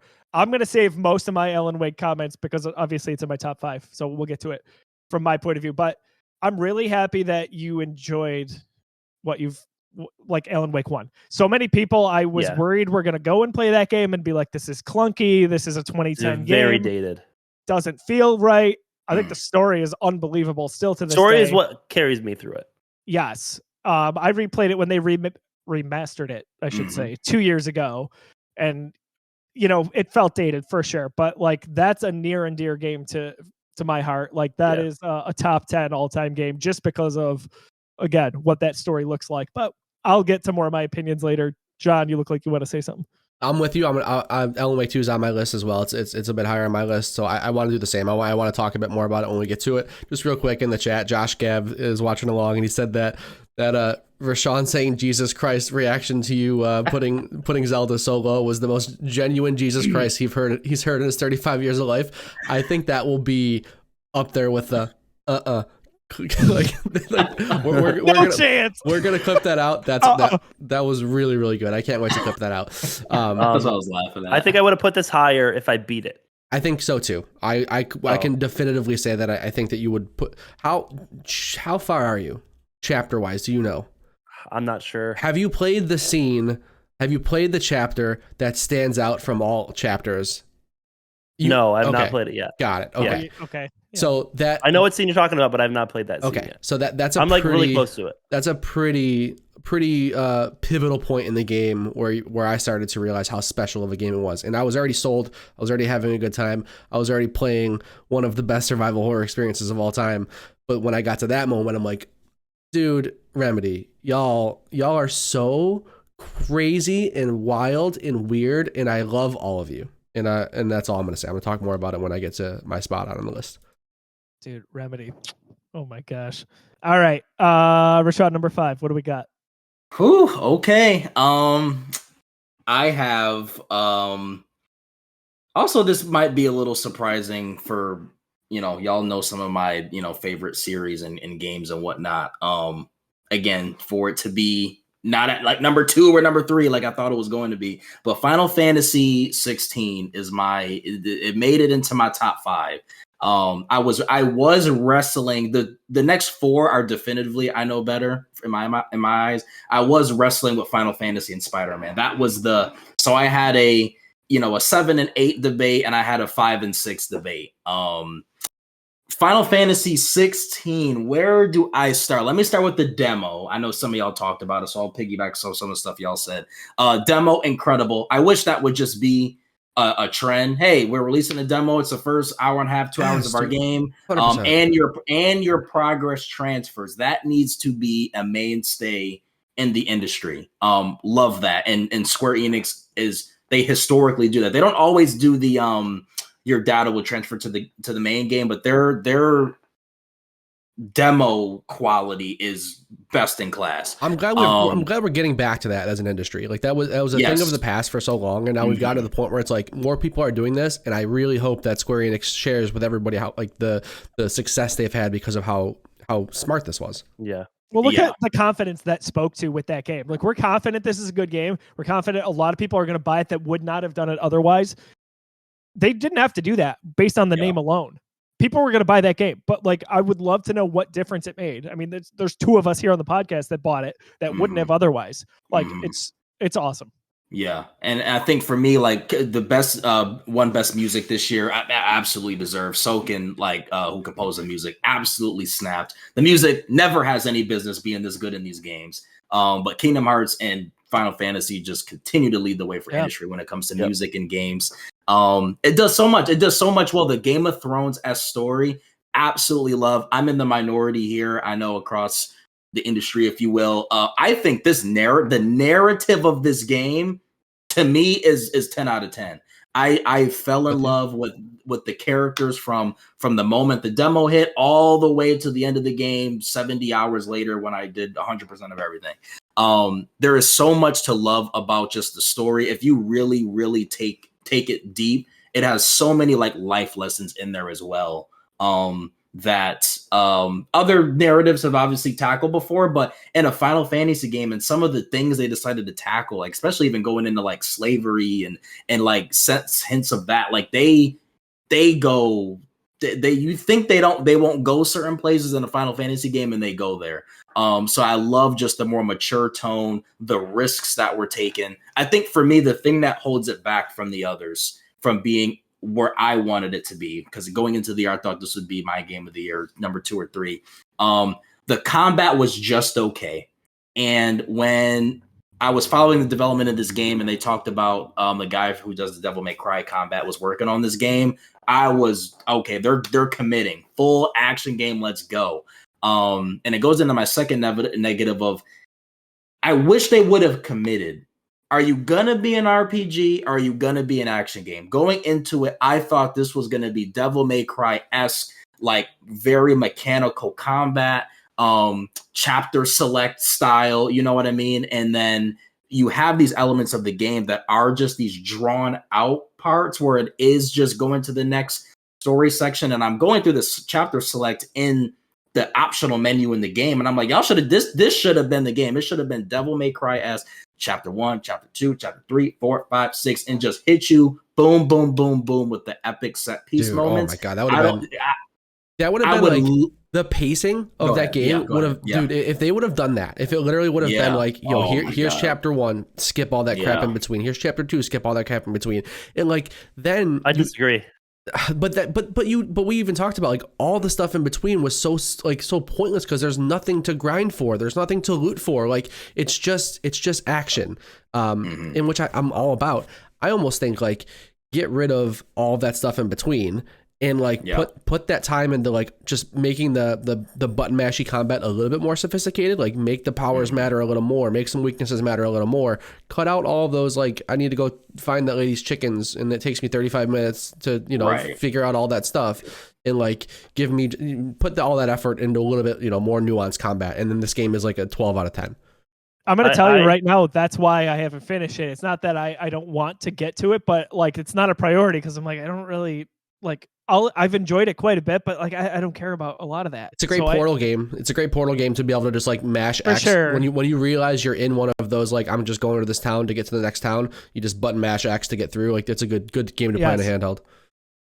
The reason I disagree with that is I agree with the side content that it's just useless in a sense, but I think the transition from one area to another builds a lot of that character development. You have a lot of talks and cutscenes and story building that happens in those moments in a Final Fantasy game that you don't always get. If you went straight to another story, you would lose a lot of that. And I feel like that's what makes you care so much about the characters.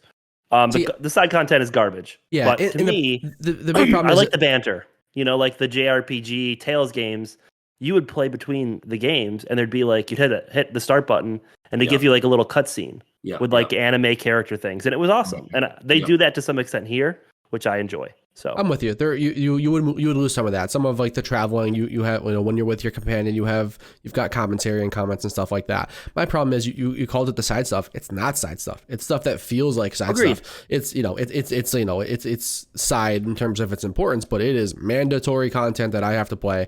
And here I am sounding like I'm down in the game, but I'm just going to skip ahead because it's also my number 6. So we can just cross mine off the list too. Final Fantasy 16 game that honestly blew me away. I've kind of harped on some negatives with that pacing over the last couple of conversations, but for all of those negatives, the positives far outweigh it. The game is incredible. The set pieces we've talked about. It's if you're looking to sell somebody on this game who's not into Final Fantasy, it's Game of Thrones meets anime. It is just the most anime power scaling. It is like the most like intricate Game of Thrones, like battle for power. They have all that. Yes. The easiest way to sell someone in this game is exactly how I sold you two on it. Go play the goddamn demo, and if you don't like it, don't buy it. For sure. But you will buy it. Like it's just there's no way you stop after the demo. You can't. You're gonna like it. It's awesome. So yeah, that's my 6 as well. Is Final Fantasy. So we can kick back to Tim for his 6. We're 5. Sorry, right? 5. We're at 5. Yeah, we're in the top 5, baby. I gotta say, like, if there's one thing they did well with the story, because again, it didn't resonate a ton with me, which is funny to say, but when you had that pause menu, they would give you like the lore, like you had like those, I don't remember that was what cool. they called it. Active time lore. Oh, active lore. Oh, incredible edition. Super cool. Yes. It would have like the 3 bubbles, right? Like it could be a character or a place, or it's a point in the story, or even background on like a faction, so to speak. And all of that was immensely helpful. For me, who would like not pick up the game for weeks on end and then go back, like I'm about to at some point here, like I need that. We joke about it all the time, like that, like you need those catch ups and recaps on games, especially the older we get. Like you don't play it for weeks at a time and you go back to it and you're like, what? I don't even know where the hell I am, what's going on. That's a big part of it for me. So like, I really appreciated that. especially as a newcomer. It's Something brilliant. simple like that needs to be. I think that needs to be an industry mainstay. Yeah. Like I think that's one of those things that needs to start. Kingdom Hearts 4 is going to need it, but I think there's a lot of games in the industry that could benefit from that. Simple but effective. I loved it For sure. It's so yeah, I can't believe we haven't talked about that. So now it's been a while since I played the game. So good point, Joe. It's one of those things that like the Shadow of Mordor Nemesis system, where it's like, yo, this is just so good. Like what a great idea. And this is more, this is more like technical, and this is a pause menu feature. But yeah, like if you're like a lot of us, and you've got a family and a full-time job and a baby, like you might not be able to get to games as quickly as you'd like to take 3 weeks off and come back and be like, I'm on hour 19 of 53. Like where am I? What was the last thing I did? Like, so yeah, to be able to press pause and like, this person standing next to me did this. The last town I was in did this. Like, it's really, really, really helpful. Yeah. They did a great job of that, and I hope it sets a precedent in some cases, or at least inspires other developers to do that moving forward. Game number 5 for me, so the start of my top 5, Hogwarts Legacy. So that reached pretty high, higher than I anticipated that it would. But again, we've talked a lot about it. It was pure magic. I loved it. I can't wait to go through it again. John's talking about going and picking it up on PS5. Damn it. I want to play it now again. I want to go platinum that thing. Go pick it up if you are one of the very few people who have not done so. All right. Do we have Tim's 5 yet? Yes. Oh, that was 6.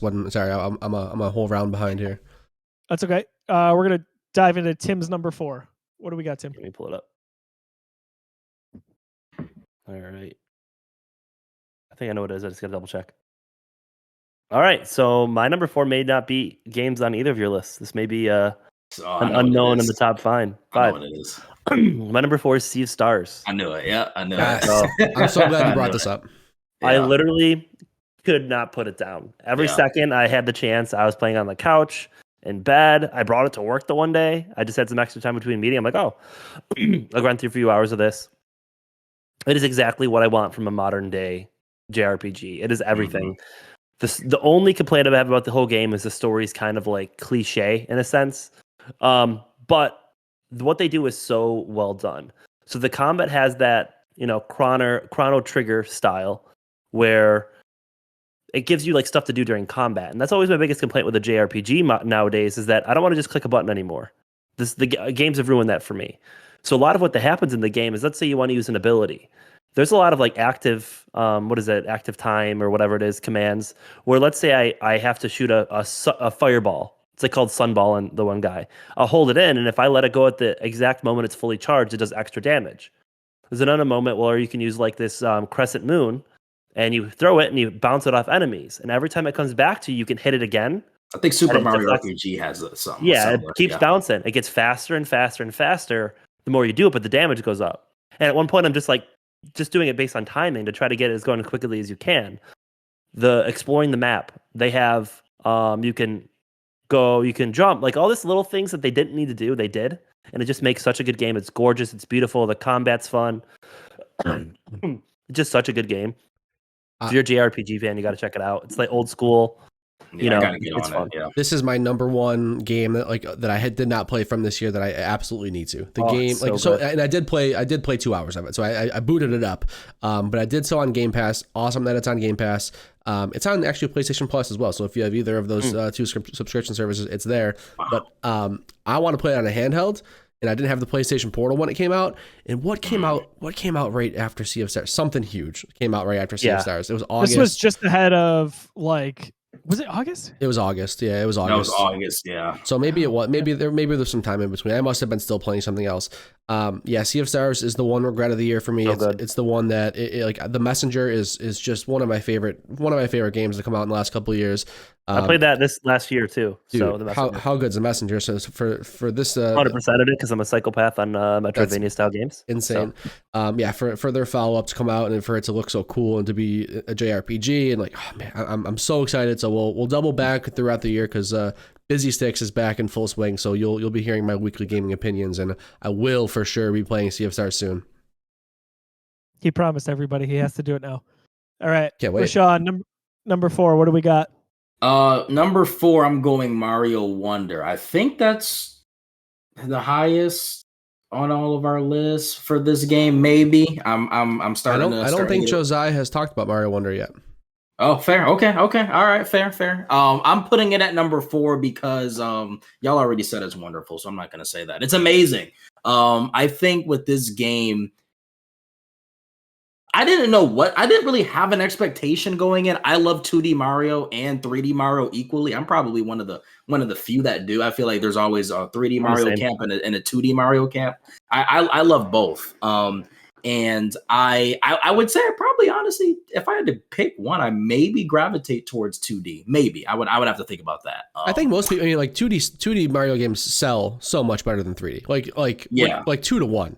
So like Yeah. I think that I don't think you're in the minority. I think that's kind of the norm. I think the 3D stuff is a little more daunting for more casual players. Like Yeah. the For me, I'm families. saying I equally enjoy both. But if I had to pick, I can only play one or the other. I think I lean towards 2D, but not to rehash a lot of what was already said. I just think for me, I think John, you said, I think this was you. You had it lower because one of the things you said is the Wonder Seeds. There was no predictability. That's exactly why I have it at number 4. For me, is the opposite for me. I just love that you just never know what these seeds are going to give you. And I think it has.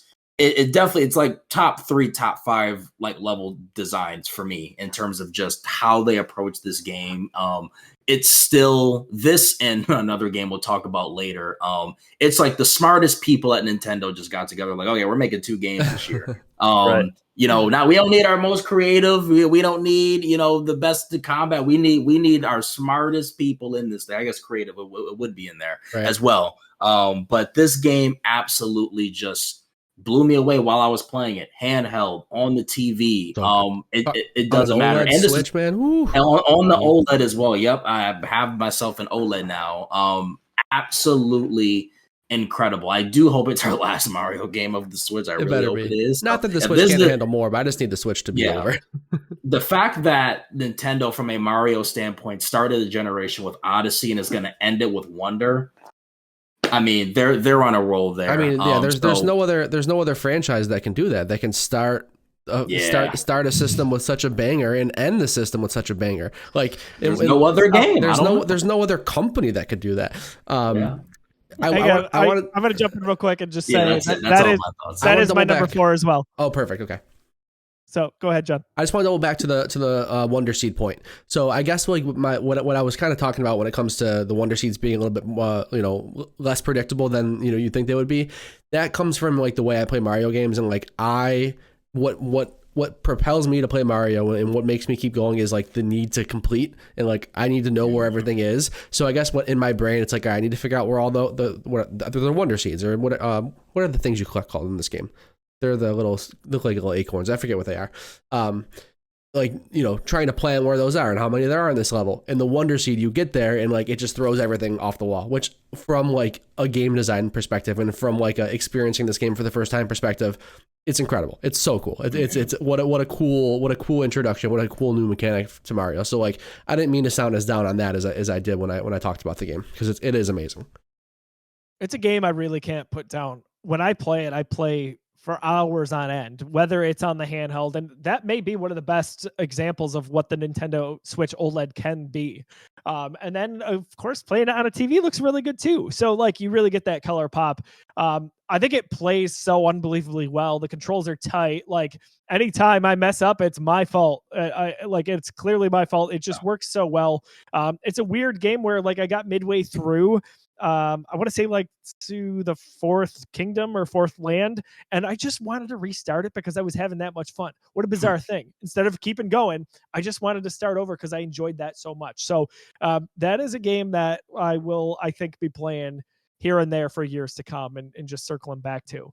But all right, so Mario, what a performance. What a performance from Mario, cracking the number 4 for 2. So John, number 4. Let's get into the nitty gritty here. What do we got for you? My number 4 is a game that I would not have thought would have been this low, but we keep saying this. What a year. I've got Star Wars Jedi Survivor. I figured you were gonna say that when you led with that. Yeah, so like what a great follow-up to Fallen Order. The story's better, the gameplay's better, it's bigger, it's better. there's bigger tie-ins to the larger Star Wars franchise. It's more of an open world game in a meaningful way. If you've listened to Busy Sticks for a while, you know I don't like open worlds for the sake of open worlds. I'd rather it be linear, honestly. But if it's going to be an open world game, give me things I want to do and explore. Kind of like we talked about with Final Fantasy 16. Like, I want a reason to go up on that ledge and jump across that wall and go across that corridor. Talk about jumping on walls, the traversal, the extra layers that they added a traversal in this game, the way they make you kind of commit to those two fighting stances. Like, I don't want to, I'm not a Souls player. I know it's not even close to as difficult as a Souls game. Like, don't flame me for that. But like, I love that the combat is more creative and it's more nuanced. I was all about those dual blades and the heavy sword. That was my fighting style the entire game. Yeah. I went double blades and heavy sword. So like, what a fun way to change up the gameplay. And like, our experiences are probably different if we did different things. Being a huge fan of the High Republic, that era, I'm all about. Like, I'm reading all those books. Like, I'm having so much fun with that. To see the first piece of Star Wars media not be a book not about the High Republic, but at least have some pretty significant ties to it. Yeah. Oh man, this game is so good. I will for sure say that the state of the performance was a huge downer for me.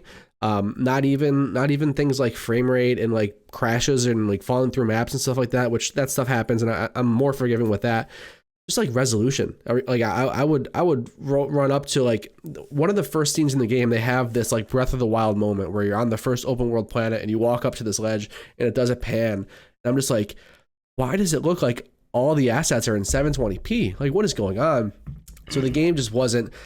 Not to say that it wasn't done. It just like, I don't know. I guess it wasn't done. I don't mean to like make that argument like, oh, well, it should have been released or whatever. It was missing some polish. And even with the newest update, it does 60 frames per second a lot smoother. It looks better, runs better. HDR's back, which wasn't there at launch. I've been playing plenty of it since those updates have come out. It's just not always the prettiest game. I think it just kind of bit off a little bit more than it can chew. I don't know if it's the engine. It's certainly not the hardware, because there's games that look so much better. So that was one of the things. Like, I wish it was just a bit more of a stable and prettier game. Not to say that it's not pretty in some moments, man. Like, it can be a gorgeous game. But yeah, it certainly cracks my top 5. It's at my number 4. Ooh, what a game, dude! This when. I was always going to like this game to some degree. Obviously, this is Star Wars. Even if it's a relatively okay game, I'll still get there. But hey, when IGN said that this was the Arkham City to the Arkham Asylum for Jedi Fallen Order, I lost my mind. I got so excited for it. I had the physical copy pre-ordered, but I had a day off of work. I wasn't confident that I was going to get it like early enough. So I canceled it and just downloaded it at midnight. And what a fun time that was. I remember even texting John being like, oh my gosh, we're a half hour away. Going through it, I'll get more into it as well, but that is just a good Star Wars story. We talked about the gameplay and the mechanics and how all that works and how it's even better than the first one, but Cal Kestis is a really interesting character. He's performed beautifully by Cameron Monaghan, who does the voiceover and the likeness as well. He is incredible. BD1 is a wonderful droid. That's a really nice ensemble crew where I care about those characters, and I can't always say that for Star Wars stories. Dude, Marin in this game, I do. Marin was so good. That relationship, like Marin was killer in this game. I think Seer took a huge step up in this game. Like every non-Cal character took like a giant leap in like why I care about them, and like the story is so good. And what a nice way to like bring them all together again in some way, shape, or form without getting into spoilers. And then, John, you're right. The High Republic tie-in, I had no idea that was coming. I really didn't. And we got there, and it wasn't just like a nice little side mission that you went and found something hidden on a planet. No, this was an important part of the story. It's the crux. What better way to do that than with this game and this franchise, which is very popular for Star Wars. I'm happy it panned out so well. Me too. I really am. It was amazing. So Star Wars Jedi Survivor is my number 3.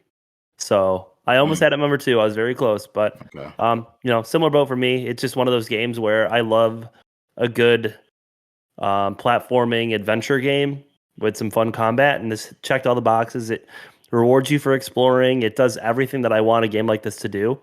It's just the year is just so competitive with other games. I couldn't bump it above the other two, even though I wanted to. I wanted to put it number 2, but I couldn't. But I just love the game so much. It's just, I'm still stuck on saw a boss at the end that I've yet to beat, but I'm very confident I'll do it soon. So, because I'm on like the hardest difficulty, and it's Jedi Grandmaster. it is not easy. Yeah, it is not easy. So I'm a little stumped. Yeah, you right want to now. turn it into a real Souls game? Yeah, put it on Grandmaster. Yeah. I played it on Jedi Master, and it got me a few times. But Grandmaster, that's true. That you'll be thinking you're a From Software game. Right? Yeah, I think I'm on like the boss I'm on probably like 150 plus tries. Jesus. Yeah, you're getting smoked like that. And it's like you're telling me you could turn the difficulty down. I'm like, no, Shut the hell up. I'm committed. That sounds like me with Trilla in the first game because I only had 3 freaking stim packs. Yeah, I don't want to talk about it. Took me Not 3 again. hours. Yeah, Same. What a revelation that was, sitting there with Derek. My gosh. Stim packs. Ugh. So, yeah, the quick aside there is John and I didn't realize at that time we both finished Jedi Fallen Order with 3 and had a miserable time in that last boss I fight. don't know how y'all did that. Derek know. Kramer kind of just casually mentions that he had 7. Yeah. Like 7. So that's 7. I had all of them. That's I had funny. all of That, them, that yeah. was my Same here. that was my priority in this game. Like once I got into the open world, I found all 12 stim packs. I'm Same. like immediately I'm going for all the stim packs. I got to like 8. I'm like, you know what? I'm just pulling up a guide. I'm finding them all right now. Like I'm just going straight in for it. Oh, So I I- was I- not I going to grabbed be them all. fooled again. Yeah. Yep, So I it had was 12 bad. stim packs by like 20 minutes into the game. Rashawn, what do we got for number 3? Wow, number 3. Okay, here we go. I'm going Resident Evil 4 as my number 3. Wow. What can I say? This game does mean, and again, I'm being objective here. I'm not letting feelings get in the way. This game does mean a lot to just my childhood and just kind of coming up and playing this game in the mid 2000s. And I think the thing that I want to touch on with this game, that's the whole point, and I love that Capcom stuck to it. The whole point of this game, Leon is meant to have the cheesy one-liners. It is meant to have mid 2000s tropes to it that make it so. Because in this universe, the game still takes place during that time, but also from a remake standpoint, I love that they kept that essence of it that made it one of the best games ever to us that played it, way back when. And you're taking one of the best games ever, arguably the best survival horror game ever. You're improving the graphics, you're making it better, in pretty much every capacity, and you're still expanding upon it while you're playing the game without adding too much extra fluff to it. You know what I mean? The original one was also pretty long. You're still in that, I think, 15, 16 hour-ish, maybe even 18-hour range. Even with the added stuff in this game, it's not like you're at 30 hours, 25 hours. It still is up there. Maybe it could be, if I'm really trying to dig in, maybe it could be an hour or 2 shorter. For me personally, I think by far this is the longest Resident Evil game. If I am thinking about that correctly, maybe 8, maybe Village comes close. But for me, I feel like they executed, and I won't harp on it too much. But again, it's a remake, yes, but it's a great game. And it just takes what was already a masterpiece, and it continuously and it continues that in modern day. And this means a lot to me from a Geekyverse standpoint, because this was my first show we talked about on my very first show, my very first segment. Should this game be remade? And I can tell you 3 years later, I still don't think it needed to be remade, but I just, like my opinion was back then, I'm happy that they did it. And this will continuously be a treasured game in my endless library of games. But yeah, I'm going for it. Resident Evil 4, top 3. It's gotten a lot of hate for being put in the Game of Year conversation. I don't understand how, but I'm sticking to my guns at number 3. It doesn't deserve that hate. I will tell you, I don't give a hate on it. there was a version of this list not even 30 days ago where this game was my number 5. This game, wow. I ranked it at 10. I did a lot of shuffling. This year was so tough. It was so tough to sit there and be like, yo, how did I value this experience over this experience? And like off the gut, just my first reaction when I compiled this list, it was my number 6, I think, or 5 or 6, something like that. It was up there. It was ahead of Dead Space remake, which I just went on a whole lot, I had a whole spiel about why I think Dead Space is a better game, right? So when I sit down and reflect, like when I dig into stuff, sure, there's plenty to nitpick, but it's a phenomenal game. Like RE4 is incredible. It deserves all the praise. It deserves to be in the conversation for Game of the Year. I understand why people have always considered it one of the best games of all time. All the respect in the world. Give me a Parasite Eve remake. That's what I want. Ooh, that'll be a good one. Yeah, I would be very happy. The last is a quick thing. Last thing I'll drop here, from a remake standpoint is, man, Capcom. They keep doing it. Resident Evil 2. I can't even decide what. These games are so good. It's making me rethink what I think the best Resident Evil game is. Is it 2 or is it 4? And really, do you want traditional survival horror? Go 2. Do you want action? Go 4.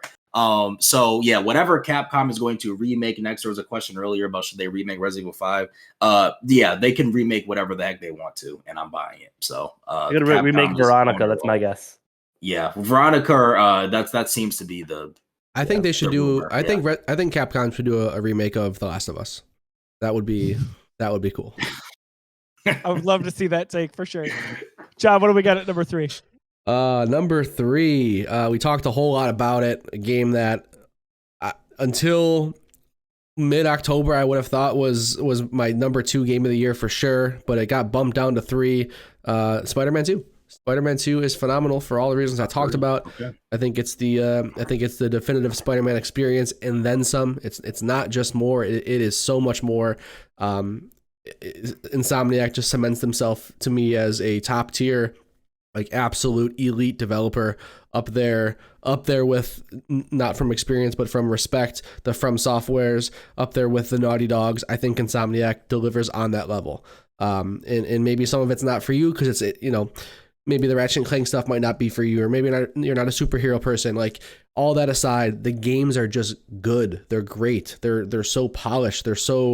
They improve upon themselves tenfold every time. Yeah, Spider-Man 2, there's not much more I can say. It is the definitive Spider-Man experience from video games, from any sort of medium. Like, that is my Spider-Man right now. That is my Peter Parker. That is my Spider-Man universe, is what Insomniac has delivered. So that ends up being my number 3 as well. Not much else to say about it. I think it's so endearing. It connects on an emotional standpoint. It's exciting. That is an open world where you might, I gotta be careful with this. You might double the size of it and I would still be chipping away having fun with it. Like, that is a game that just, even the side content is meaningful. It's fun. Looking for those backpacks, like taking the pictures. I care about all of that. And there's fun narrative behind each little tidbit. We talk a lot about, like, especially you and I, Joe, people who aren't just not sold on open world games unless it's impactful or meaningful. Like, I can't see why you would play that game long enough to finish it, the story, and not also want to just go do everything else. It's just that much fun to play, even if there weren't incredible narratives and like super, super touching side missions, which came out of nowhere in this game, like 2 in particular. Like, why am I crying at a side mission right now? What the hell's going on? Yes. Even if that stuff wasn't there, the game is just so fun to play that, yes, I want to go take every picture because, first of all, they're cool landmarks in New York and it's fun to swing there and it's fun to, to do the thing. And yeah, I want to do the pigeons or do all those research centers. Like, it's just fun to play the game. And to me, that's what makes an open world game like that. That's what makes a game warrant an open world. Is it fun to just play it? Narrative and scenarios aside, is it fun to just play that game? Spider-Man is like the definition of that. I could not agree more. I can't wait to get my hands on more of it. It was the first game I platinumed on my PlayStation Portal, so good times there. All right, only a few left here. Tim, what do we got for number 2? I think you all know what my number 2 is. Baldur's Gate 3.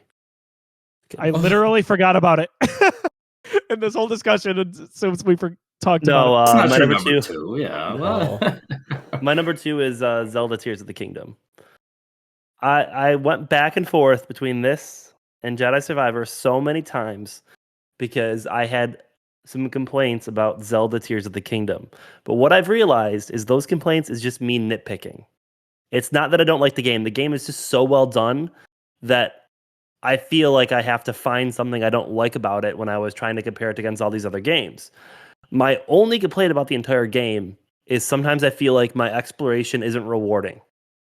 And that's the only little thing that I could nitpick on it. I want to go through and explore the dungeons or the caves and find a new weapon or something like that. And I think the reality is the part that gets me with that game is that you do find those things. It just you have to make them yourself, opposed to, finding like a weapon you can never lose.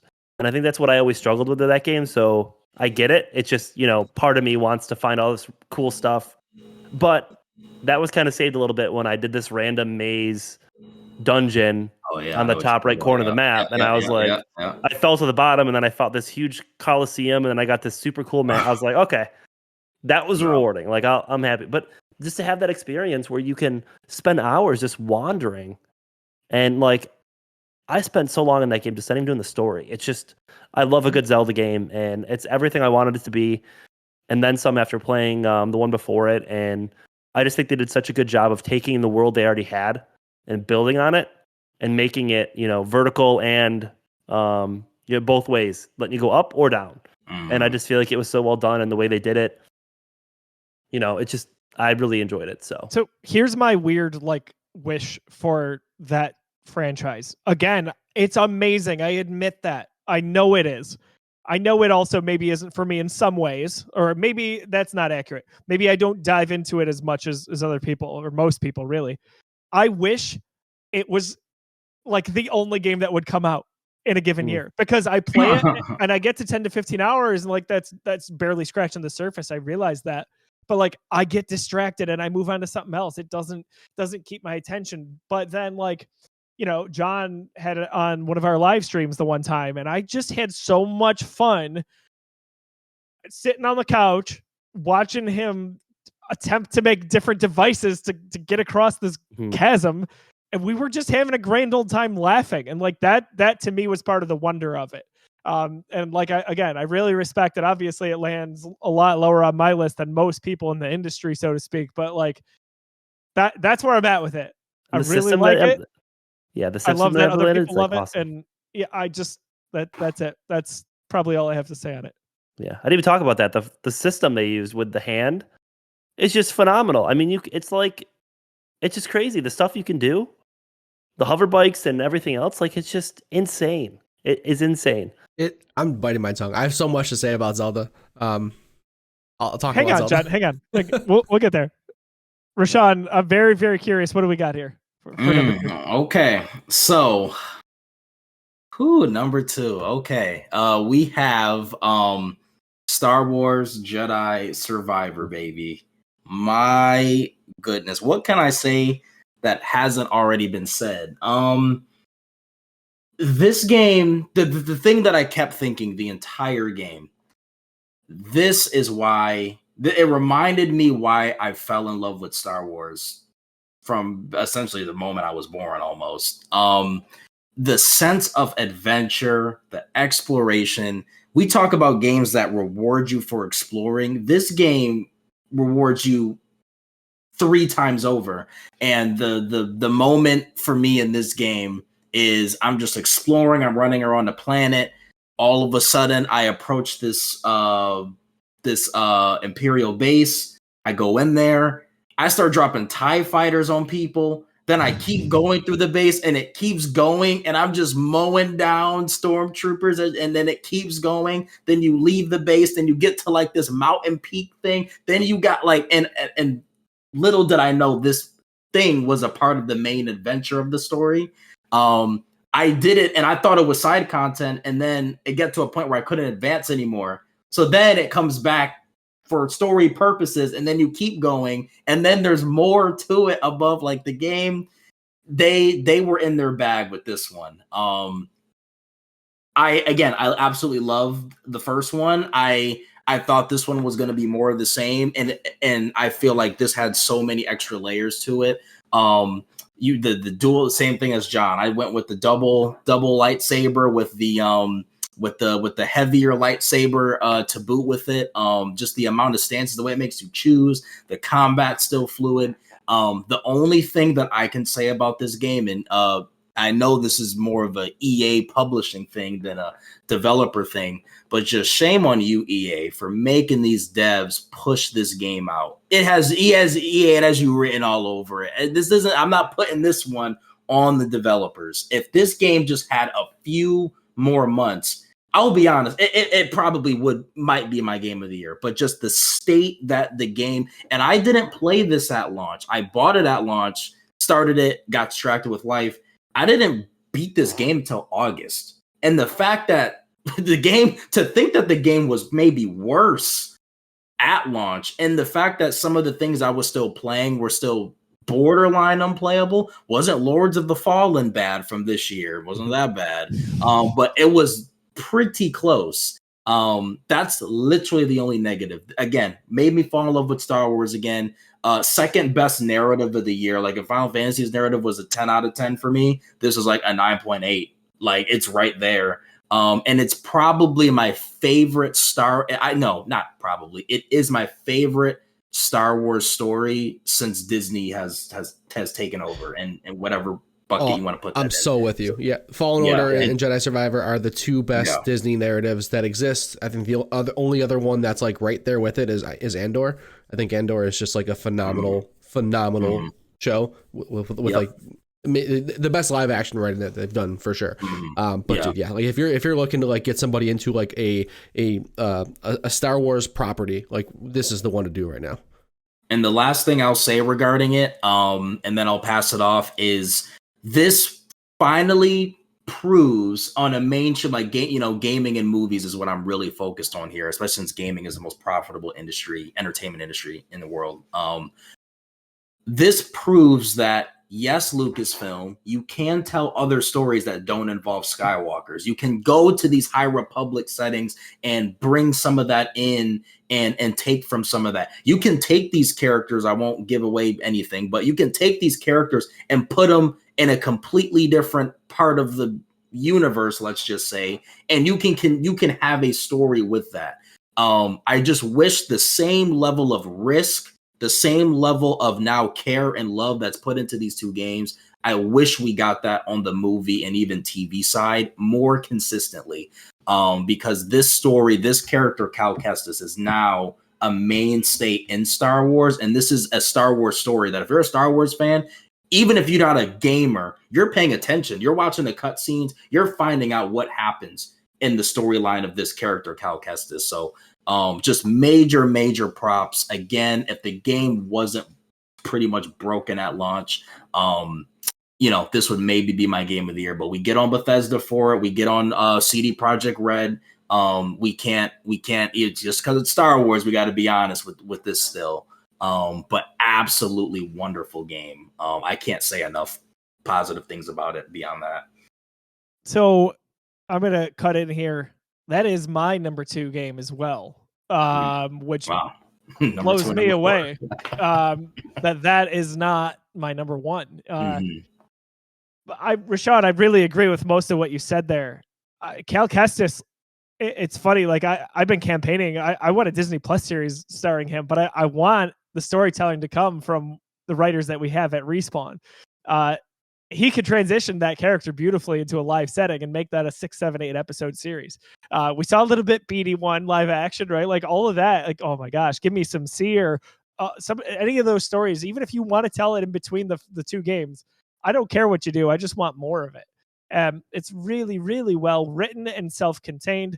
I am not one of the guys that sits here and bangs the drum that they have to get away from the Skywalkers. I understand there's a lot of stories to tell, but this is the best example of it regardless. It's Star Wars through and through. It honors what Star Wars is and what makes it special. But at the heart of it's family, which is the Mantis crew and how they operate together and what they've done with their lives in the 5 years since Jedi Fallen Order.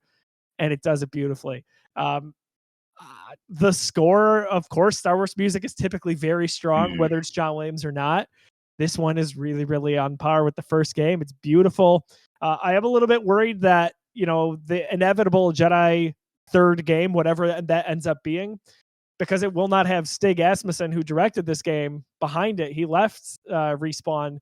That is a little concerning, but we don't need to worry about that right now. We're celebrating what Jedi Survivor is, and that is just a really high quality AAA game, even in the state that it was when it launched, in my opinion. But lands at number 2 for me. John, what do we got? Man, my number 2 is like the game that I wish would have come out in a different year, because this is my, if I go back to back, year to year to year, this is my game of the year in so many other years. And that game, of course, is Alan Wake 2. Man, what an experience. I talked about it earlier. I said that Dead Space is the second best survival horror game of all time. If you would have asked me that question in September, I would have told you it's the best survival horror game of all time. Alan Wake 2 is the best survival horror game of all time. It's not close. It's genre defining. It's the most unique narrative experience I've ever played in a game. And it's just like every single chapter it blows your mind in a different way that you didn't think the game was going to do. You didn't think the game was going to be about this. You didn't think the game was going to introduce this mechanic. You didn't think the game was going to go there narratively. You didn't think the game was going to be structured this way. You didn't think that this mechanic that you learned in chapter 1 was going to be what it actually was when you find out what it actually is in the final chapter of the game. It's terrifying. Like, oh my God, when I say it's the best survival horror game of all time, that's why. It's terrifying, but like also it's beautiful. Like you're in specific, parts of the game, and it's the middle of the day, you're out, near this beautiful bay harbor, and you're like, am I playing Life is Strange? Is this Life is Strange True Colors? Because I'm just like enamored right now. I'm having a great time, and then 20 minutes later, I'm crying in my room because it shows I'm terrified from this game. But yeah, what a special game, Remedy, dude. Talk about like one of the developers that I will never root harder for. It's just Remedy. They're so weird, and I started to feel the sentiment when I played Control. Honestly, I didn't really know much about Remedy when I played Quantum Break, but I loved Quantum Break when it came out for the Xbox One. I thought that game was cool as hell. Like that game was sweet. It was underrated. So underrated. And nobody had an Xbox One. There was they sold 25 of them at that time. So like it was you and I and a couple other people who played it. But I love that game. Control was when I really realized like Remedy's identity. I'm like, oh, these are the guys that came from Max Payne. These are the guys that made that Alan Wake game that I didn't know too much about. Like they're weird in one of the coolest ways, and Control totally goes all into that. And Alan Wake kind of just like brings it all home. It's like, yeah, Control went like to 10 with the weirdness. Alan Wake brings it back down to a little bit more of a manageable level and tells you this just incredible narrative. It's terrifying. It's beautiful. It's so well made. It is my game of the year. Maybe I don't know, 8 out of the last 10 years. Maybe it's my game of the year. But something else came out this year that we'll talk about. But Alan Wake 2, play it, go buy it twice, buy it for a friend, like support this game. I love it so much. I'm going to cut in real quick because it just makes sense too with the flow. That is my game of the year. Rashad, so you talked about, dude, I'm so happy. I'm like speechless here. Rashad, you talked about Resident Evil 4 and what that meant to you growing up and then getting this remake here all these years later. That was me for Alan Wake. I'm not trying to be that hipster guy, but my gosh, when that game came out, I loved it back on the 360. It resonated so much with me, how the episodic storytelling went. What is this author? What does this mean? You had Night Springs, which was this really fun take on, oh my gosh, what is the name of the show that it replicates? But anyway, it was just so Twilight good. Zone? Twilight Zone. Mm-hmm. Then we get to Quantum Break, and I'm like, oh yeah, more Remedy. Love this. So happy that exists. I think more people should go back and play that game. I get to go to E3 in 2017, and I get invited to a showing at Remedy's basically carved out corner of E3. And they said, we're inviting you to see a demo of a game called P2. And I'm like, holy shit, it's going to be Alan Wake. This is amazing. It ended up being Control. Control was a blast. I don't think it's the best story they've ever told, by the way. I think it can be confusing at times. Let me tell you, all of those experiences have refined and continued to define what Remedy is, and then it spits out Alan Wake 2. This game, I was not confident was going to be great, or maybe even to different levels of good. I think Remedy is really good, but coming out all these years later, was it going to hit? Was this going to be a thing where we were just nostalgic? This cult classic Alan Wake from 2010, it was a good game, but it wasn't a game of the year. We get Alan Wake 2, and I can't stop talking about it. I can't stop listening to Old Gods of Asgard. Dude, my gosh. Here's the sentiment. Joe, Show me the champion of light. Oh, let Sam Lake cook up whatever he wants. I'm so in. That guy is like my new favorite person in the industry. Oh my god, this game is so good. He is the coolest guy in the world that is video games. Yeah, like he's the only. I was gonna say he's the only guy who can put himself in these games like as like a main character, and it doesn't feel weird or forced or annoying. Like it's just so cool. It would be so annoying in so many ways with so many other people, but he does it and it works because he's so freaking good looking. He's charismatic. Like he's a good writer. My gosh. So we get to the Game Awards and we get that performance. I have rewatched that like 100 times. Before I play Alan Wake 2, I rewatch it because it gets me jazzed up. But can you recall seeing in video games anyone happier on stage than Sam Lake is doing that dance? No. To Herald of Darkness.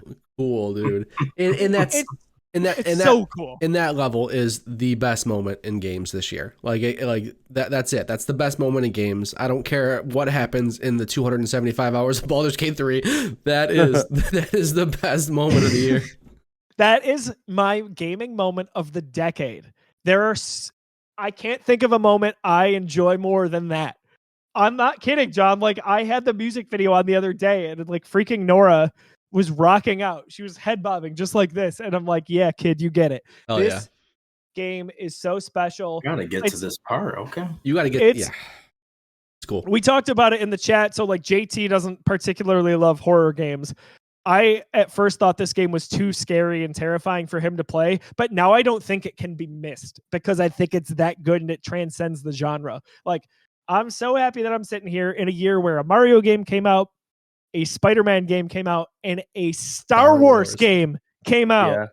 And Josiah Leroy didn't vote any of those games as his top game of the year. That's mind-blowing to me. Alan Wake 2, what a treat.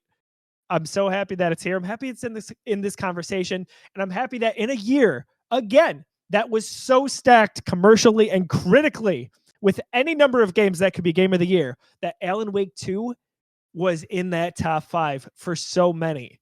Like, I'm just a proud fanboy sitting here seeing that this franchise is getting the credit that it deserves, that Sam Lake is getting the credit it deserves, and that also this studio, Remedy, is on to something special and has cemented itself as one of the very best in the industry.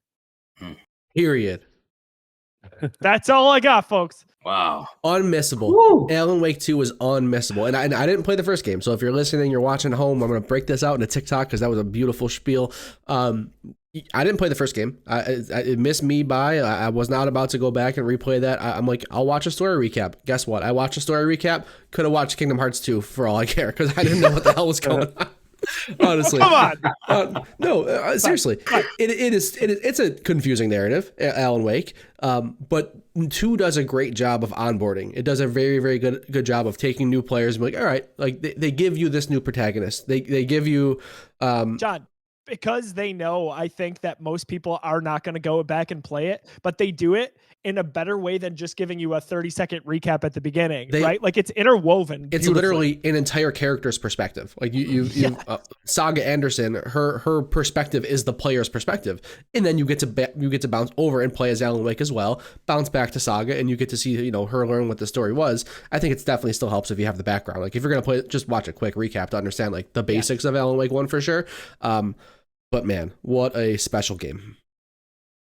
It is so special. Yeah, go play it. Listen to Old Gods of Asgard. You could get it on Apple Music, Spotify, anywhere. What's great is there's 3 versions of that song. There's the song we saw at the Game Awards. There's an 8-minute version. And then there's a 13-minute version, which has so much guitar solo filler because that's for the people who kept dying in the middle of that segment in the game. No, it's for me who just kept walking around and staring at the music video and I wouldn't progress. It was so pretty. I just kept watching. I just kept watching the music, like the lighting in that scene, like one of the most technically beautiful levels I've ever seen. I'm just standing there. I'm like, I know you probably want me to progress for the sake of the pacing of this thing, but I'm chilling here for a second. So 2 last thoughts real quick. I know we've spent a lot of time on this, but deservedly so. When you die, it's kind of a gruesome visual of Alan Wake. And Sam Lake was interviewed, and they're like, why'd you guys do that? And he's like, I wanted basically motivation for you to not die because it's so awful to look at. That's great. And then before I came upstairs to record this tonight, Lauren's like, what are you guys talking about? And I was like, game of the year. She's like, what'd you list? I was like, what do you think? She goes, Alan Wake. And I was like, damn straight, it's Alan Wake, baby. Love it. Yeah, love it. Let's move on here. I could talk for another hour about that game. Maybe we need to record another episode. But Tim, what do we got at number one? Well, up to no surprise to anyone, my game of the year is Baldur's Gate 3. Generational is the only thing I can describe about it. It is a game that, and again, this is a little different now because Josiah's experienced the world of D&D a little bit. That is what this game is in a nutshell. You take your character and you throw them into the story, and you progress through the story, and every decision, everything has a consequence. All your choices matter based on what your character does or doesn't do, or what your character's traits are. You choose how the story progresses, and everything is usable. You get into story, it's all based sometimes on random chance. There's a squirrel on the ground, and you talk to the squirrel, and this is like a common thing that was going around, and you roll a dice, and if you roll a natural 20 and you kick the squirrel, it splatters against the piece of like the tree because you kicked it so strongly. And like that's what the game is. Like it's just that story that you get to be part of that you have no control over sometimes. And you choose how it goes, and there's all these different fights and battles, and the best part about the entire game is playing it with friends. I played it with Derek and my other buddy, and it was just the most fun I've had in a game in so long. And everyone has their own play style. Everyone has something they do differently. And just like the acting and the sound and the environment, and you could put barrels on people and there's just so much to it. It's just so awesome. And, you know, you see tons of clips and stuff like that about it and people raving about it because it's just that good. If you've never played it, I definitely, recommend playing it. I think there's a lot of people that look at it and think, oh, that's not my kind of game. If you play it and you give it a shot, it is your kind of game. And especially if you play it with friends, it is a blast. There's not a game that I haven't played that I respect more than Baldur's Gate 3. And I shouldn't even say that. I have played Baldur's Gate 3. I have it in my Steam library. I booted it up. I played for about 2 hours. It's just so overwhelming for me, and that's my issue. And it's a me issue. There's so many systems, there's so many options, and like even just knowing so much of like the variants that exist in the future. It's so insanely impressive that example you talk about with the squirrel, the fact that like if you just roll in that 20, why did they put that level of detail that he would just kick it and it would explode? Like what that little stuff. And it, like that's one example, right? And like you talk to somebody else who played this game, they've got 5 more examples of that level of detail that they like just by happen chance did that thing, and the game produced this amazing result for them. The game is generational 100%. Like I've watched plenty of people. I've watched plenty of streamers play it for hours. Like some of my favorite personalities. Like I've experienced a lot of the game through that. All the respect in the world. Like it deserves all these Game of the Year nominations. It deserves all these Game of the Year crowns. Like it is truly special. I know you just said like don't say it's not for you. It's not for me. I don't think I'll ever give it a chance because of how overwhelming and daunting it is. I don't think I'll ever try to fit it into my life. But I respect it. Once we play D&D and you enjoy it, I would vote that we get a group of us 4 and play together through a story. I just think that's the way it's meant to be played because it's chaotic, it's fun, and it's like pure chaos. Right. And there's actually a mode in Baldur's Gate 3. It's called the Dark Urge playthrough where you have like this dark urge that, overtakes you sometimes. And like just the amount of variety that it puts in the game. Like there'll be a moment where the dark urge just takes you. You'll black out and you'll wake up and then like you murdered someone instead of like helping them. It's just the amount of like variety and stuff you can do is absolutely ridiculous. Amazing. Yeah. I am very much in the same vein as John here. Like I don't think I've ever watched so many videos on a game that I haven't played before. It's just entertaining. I love hearing commentary on it. Not even just reviews, just people's opinions of contained parts of that game. Derek has talked about it constantly. I know Tim has since it came out, and I'm like, there's an allure there. Like it's calling me, but I haven't finished Final Fantasy yet. Like how in the world am I going to get there? this is a game that we would plan out a week. We would stream it on the Geekiverse page, and we'd have a group of 4 people playing together. And the amount of chaos and fun and content you get out of it is absolutely ridiculous. I'd be down for that. If we could legitimately plan it's out so much fun. If we could It really legit is. plan out like 2 or 3 nights in a week where we could like commit to like, all right, the 4 of us or whoever we can get are going to play this and we're going to give it a real shot. That's how you can get me. Cause I don't play like online games that much these days. Cause like it doesn't fit into my lifestyle, but I miss it. Like I yearn for those days when I was in those Call of Duty lobbies and playing Halo with friends. Like I have not really done that I did a lot of Fortnite, but that was just kind of like, casual stuff. I miss that. I miss those days. So if we could legit plan out and like schedule some time. I would do it. And it's just so funny because I played with Derek, and Derek's got like this goody 2 shoes, like I got to do and like do the best thing. And I'm stealing everything. I'm a wandering dog. I mean, I see a pathway, I'm going down it. Maybe there's a chest down there. I don't know. That's my personality. And next thing I'm like, hey, Derek, I'm stuck. I'm in this fight and I can't get away. Like, you guys got to come help me. And Derek's like, what did you do now? I'm like, well, there's this chest here. Did you just accidentally drop an F-bomb? Did you just mean to say fight and stuck and drop the F-bomb? That's funny. I thought I heard that too. But yeah, it's just so much fun. Like, and then I'll die, and it's a blast. It really is. Yeah, I would be chaotic evil. I was at my buddy, friend of the show, Mr. Aaron. I was at his house, and we were kind of doing a Christmas thing, and he just booted it up to kind of to show it off and show what the game could be. And we're just like walking through this town, and there's this like little kid. He's like peddling something. I'm like, what is this? What he's trying to sell something? What is this kid? I'm like, was he trying to sell his GoFundMe? Kill this kid. Just being an asshole. And Aaron's like, okay, I can. And he just obliterates the kid. I'm like, yeah. That's pretty cool. I can. That's pretty cool. Yeah. Oh man. Wow. And if you F with the kid long enough, like he keeps trying to like do this trick. Oh, there was no long enough. And you keep saying no. And eventually if you say no the amount of times, he's like, whatever, like just get lost. Like he gets annoyed and like doesn't want to do it anymore. Yeah. But he's trying to steal. It's just so much. The game is fun. so incredibly impressive. I love that it exists, and you've got me. You got me onto something. I could be down for that. If we could logistically pull that off, I think I could be in. I think we could. To be continued. Yeah. We've got 2 number 1s left that I've got a strong feeling might be one and the same. Rashawn, what's the last game on your list? Yeah, let me focus on one quick thing and then I'll get to mine. So, my game of the year is Zelda. That is the game of the year for your boy here. Now, 2 shocking omissions that are not on my list. Baldur's Gate 3, I respect and adore those game developers for everything that is in that game. I just don't have the time yet. I thought I would have some time this month to dive in. It just didn't happen.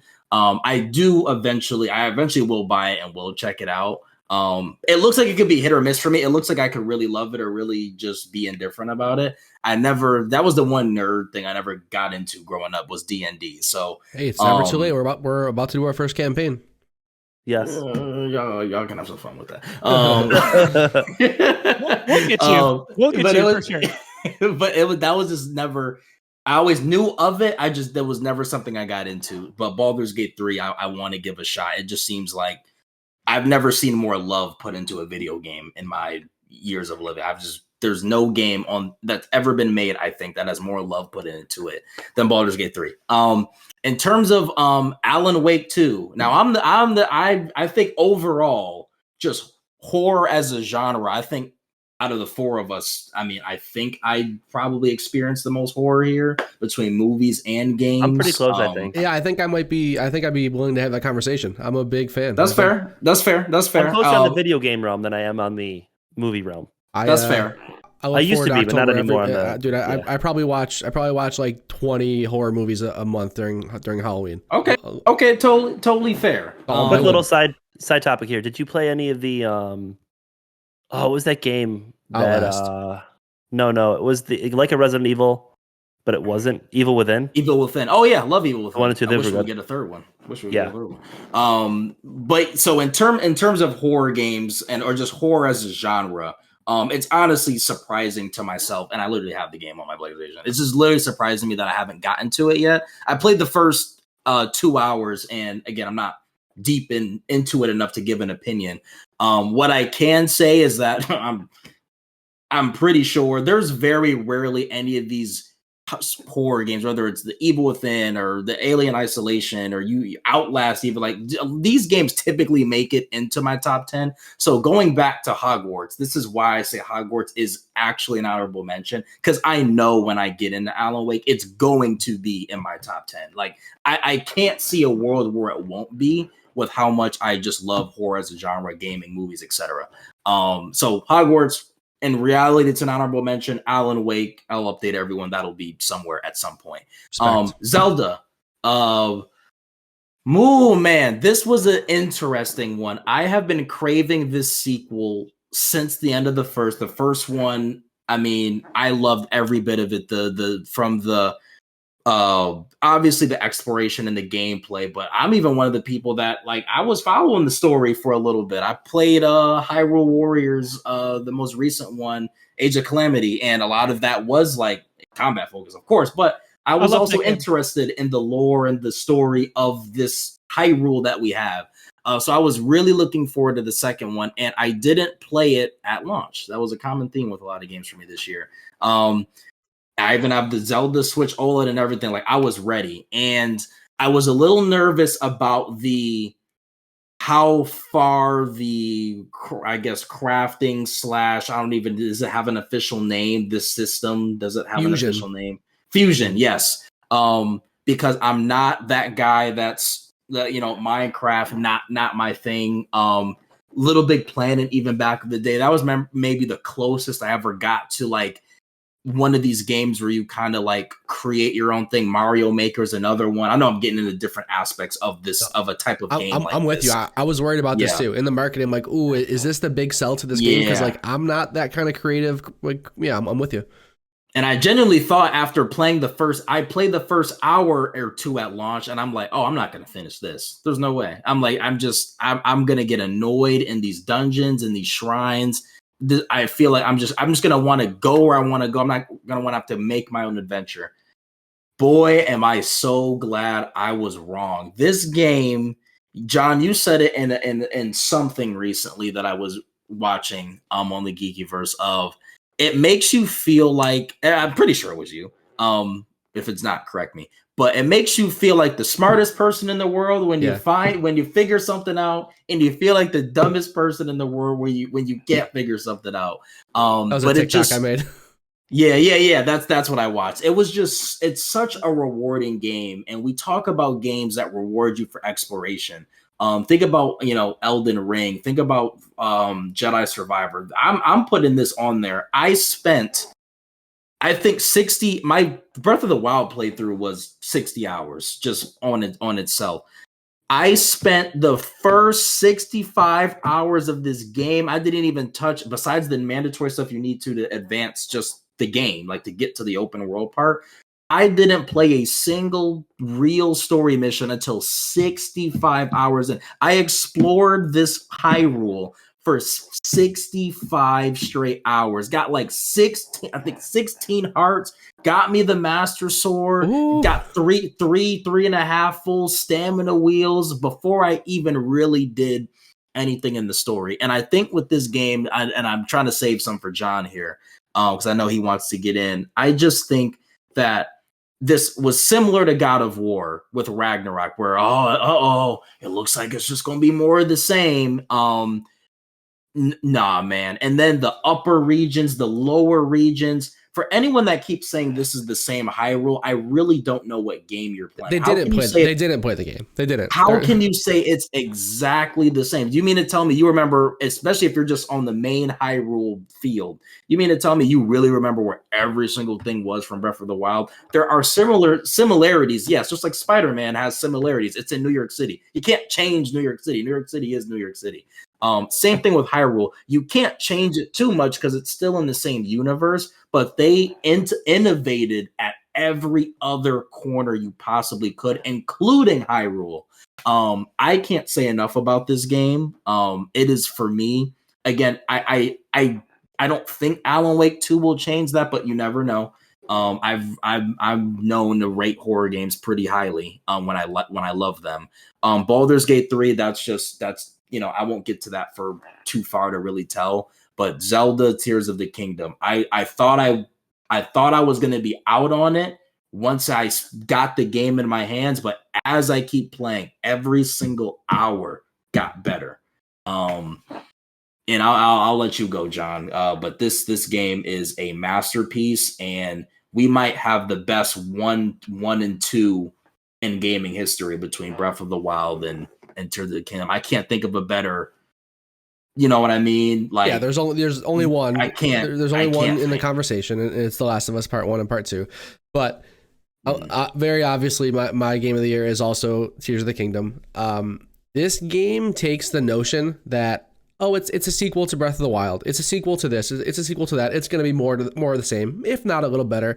It takes that notion and it laughs in your face. It's like it makes you feel like an idiot for thinking that, because it takes all of the major powers of the game and you just don't have them. It's like, wait, what? the way I interacted with this insane map that I spent 120 hours with, the way that I got up mountains, the way that I did this and that, I don't have that. No, here's 4 new powers. Oh, the 4 new powers are even better, more creative, and they interact with the world better. Like the fact that, like, in 2017, we talked about how Breath of the Wild, the people who loved that game, the people that it really impacted, it was just an experience like no other. You walk out for the first time, you see the vista, and you just start to explore. You go somewhere and you create your own path.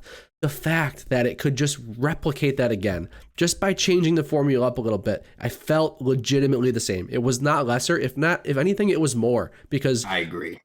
Because you know, it's just 6 years later, but there's still a bit of a nostalgia there for what Breath of the Wild was. So for me, it's a superior experience. It's not a diluted experience. It's more so. I just the go wherever you want, explore, create your own story is something that, like, pre Breath of the Wild, you would have said that sentence to me and I'd be like, yeah, I'm not going to play that game. But I experienced it and I seen what they can do in this game. It just shines. You go somewhere, you create a task for yourself. You went and you wanted to get hearts. You wanted to get the Master Sword, right? You have this objective that's your objective. You decided that you wanted that for your character because you want that to be done in the game. And your path to get there feels like it was crafted by the best writers in video games. Even though you did whatever you wanted to get there, but every rock you flipped over and every turn you took miles away from the turn I took to get there felt like it was written by the best writers in the industry. It doesn't make any sense how good this game is. We talked a little bit about the fusing, the crafting, those mechanics. I was the same way. I saw the trailers and I'm like, so is it going to be Breath of the Wild with crafting? Because, like, I'm not out. I'm gonna play that game so much. I'm gonna have a blast with it. But, like, it's not gonna be that impactful for me if it's just that, because I'm not that creative when it comes to crafting. Like, I gotta get from point A to point B, and I've got all these different tools. Like, I'm gonna usually look for the most simple way to get across. I'm not gonna look for, like, the most creative way, or, you know, I'm not gonna spend an hour and a half doing this. They handhold you enough for the perfect, just to show you how simple but complex in some ways that the crafting system can be. They give you these, like, few elements. It's like, yo, it's literally this simple. Have a blast with it. And even if you do the dumbest thing, even if you get a little square plate that you can stand on and strap a rocket to it and just hit the rocket and take off, you can get there. You can get there, and it's going to be stupid. You got to kind of get lucky and aim it the right way. I have bootlegged my way to so many objectives. My goal in this game was to never finish a shrine the way they wanted me to. I'm like, what can I do stupidly? How many rockets can I strap to things? And how many is too many? Like, it's they want you to do something certain. You bring your rocket shield in, and you're just like, oh, right. Like, you just go right around it. For sure, the rocket shields, the hovercrafts, like the stuff that you can make that, like, broke the game, but, like, just made the game more fun to play. It's the game. It's my game of the century. It's my game of the decade. I pair them together because I'm always going to have trouble kind of just separating them, because they are part 1 and part 2 to me. But Breath of the Wild and Tears of the Kingdom, it's so close with The Last of Us Part 1 and The Last of Us Part 2 for me for such very different reasons. We're talking, like, narrative and impactfulness there versus just, like, an insane sense of wonder that I didn't think that was, like, possible for any form of medium. Man, what a game. Game of the year, game of the century, game of the decade. So a few, Wow. I would say, notable omissions that released this year. Assassin's Creed made a comeback to its OG style with Mirage. High Five Rush. Top 10.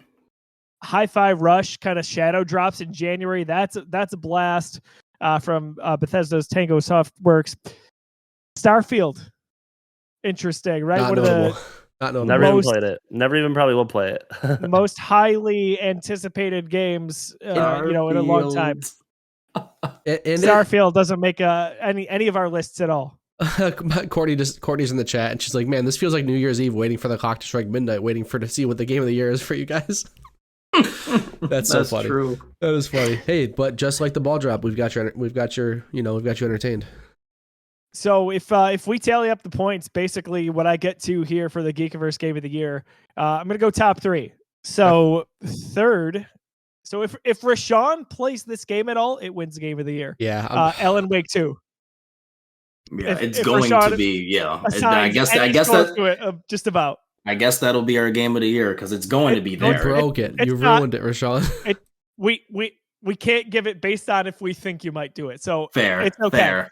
Yeah. Second at 33 points cumulated between the four of us, Star Wars Jedi Survivor, and 1 point better, Legend of Zelda Tears of the Nice. Kingdom. So Geekiverse's Wow. Game of the Year is Legend of Zelda Tears of the Kingdom. What a year. What a top 3. If That's top, crazy. if that top 3 doesn't represent cumulatively the 4 of us, like nothing does. I know Baldur's Gate, obviously being Tim's Game of the Year, is a snub there, but like the 3 games we have in common the most, pretty good list. Yeah. And Spider-Man and Mario would round out essentially what is that top 5. Final Fantasy's right there.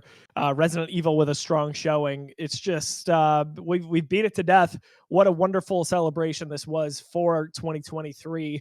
2024. I'm a little bit excited that we don't have a crazy schedule because It's I not want to stacked, replay it. yeah. I want to Mhm. replay some of these games. I want to the play Star Wars some game of these coming. games. Yeah, We Outlaws, man. I'm think Star excited. Wars Rebirth. Outlaws is going to come in the last quarter of the year, possibly. That seemed like that time frame was leaked today. Right, like Tim said, we got Final Fantasy VII, essentially Part 2. We got Rebirth coming out. There's Senua's Saga coming out. Don't don't put money on that. This No. is that If game's it does, 4th release. Maybe here. Hollow Knight if we're lucky. Who knows? Hollow if Knight out. Hellblade comes out, that would be my second most anticipated game of the year behind Star Wars. But that is a topic for another time. We've kept you long enough. We're going to wrap things up and go around one more time here.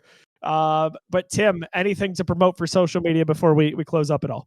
Nothing really. Just, I'm on Twitter a lot, and then been doing a little side streaming a little bit on Twitch again, kind of testing the waters a little bit. Playing some different stuff, and yeah, that's pretty much it. So check me out there, and maybe do a little bit of streaming on the Geekiverse page too for some games. So Rashawn, amazing to have you back. It's like we didn't miss a beat at all. I think you were right. December 2020, we had you on for the first Geeks Give Back. And then here we are. It's great to see you back in the fold. And then, probably as a regular member, I'd imagine on Busy Sticks. But where can people check you out on social media and anything to promote at all? Nothing to promote. I'm not the promoter that I used to be. However, I want to get back into content creation. I keep thinking about it. And this is the first plunge. So for now, you can find me on Busy Sticks, find me on the Geekiverse here more consistently. And then as I continue to make this a regular part of my routine, we'll see what comes down the corner. I still have some things that I can action on, but we're gonna stick to this for now. We'll keep it simple. It's 2024 is going to be a big year, no doubt. Mm-hmm. John, Busy Sticks, you can find it in a new format here if you're listening to it as a podcast. But what do we got going on there? Yeah, Busy Sticks sort of has a new home. So we now have a podcast feed just for Busy Sticks. In the past, we've had just one podcast feed for the Geekiverse. It was just the Geekiverse, all of our podcasts, Busy Sticks, MCU, Star Wars, all of our one-off shows. They all went to one feed, which was easy and convenient for a lot of reasons, but it was really tough for discoverability. So if you were just to search one of our podcasts like Busy Sticks, you'd almost never find it. You'd have to search the Geekiverse Busy Sticks. Got a little annoying. So one of our goals for our comeback here in 2024 is just to streamline things. So we're going to have podcast feeds for each of our shows for the most part. Busy Sticks for sure. So if you search Busy Sticks right now on Apple Podcasts, Spotify, Google Play, wherever you can find podcasts, you will find a Busy Sticks feed. It doesn't have all the backlog yet. We're still working on uploading that stuff. Not that it matters. You don't have to really catch up on these shows. It's a weekly show where it's pretty topical. The big ones are up there. The Greg Miller episode, some of the Game of the Year stuff, like all the fun ones are up there from previous years. But yeah, so a new podcast feed. So if you've been subscribed to this before via podcast, if you're watching this on YouTube, you also want to subscribe to the podcast, just search Busy Sticks. You will find us. Other than that, follow the TikTok. That's a lot of fun. I'm going to be posting breakouts from our podcast, and I'm also going to be doing all sorts of original content like I have been doing the last couple of years. TikTok has been great for us in terms of discovery, and it's just a blast to make short form content these days. So yeah, follow there. Awesome stuff all the way around. For the Geekiverse, a few things to promote here. March 2022, the last recorded episode of the MCU Reviewed. March 22. Well, we're going to get back to it. Next week, we're bringing it back with John Torado, JT himself. We are going to be doing Spider-Man Far From Home. Can't wait to discuss that in detail. Oh, I didn't realize that was the movie. Do we have to have JT on? We don't can we actually. push So it and- just John and I will be on there. It'll be great. Unfortunately, Rashawn can't make it, but we'll count his vote from a distance. I'm not looking forward to that. I am, and I'm going to predict right now that he's going to like it a lot more than he remembers it. He's I'm watched not. it one time. He's gonna double down. 100%. I'll bet you. I would normally go that way, but I think he's going to break. We'll see. I New hope year, so. new JT. For my mental health next week, I hope so. I'm going to stay out of it, but we'll see what that episode looks like. We're planning to record that. Just about a month ago, we had the 4th annual Geeks Give Back live charity stream. All proceeds went to Make-A-Wish Foundation, Western New York. You helped us raise roughly $3,200. That is going right to those kids who need it most. Thank you for supporting. Thank you for tuning in. Thank you for your donations. We greatly, greatly appreciate you. You're a huge blessing there.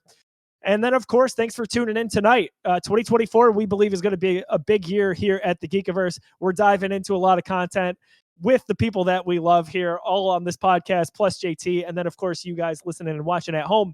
We stream live on Twitch, on YouTube, on Facebook, on TikTok. My goodness gracious, we're everywhere these days. And hopefully that is just the tip of the iceberg. One fun fact, the Geekiverse turns 10 this summer. So we'll see what that actually looks like as we get into the summer months. But again, thank you for joining us. For John, for Tim, for Rashawn, I am Josiah. Have a wonderful, wonderful night and a happy new year.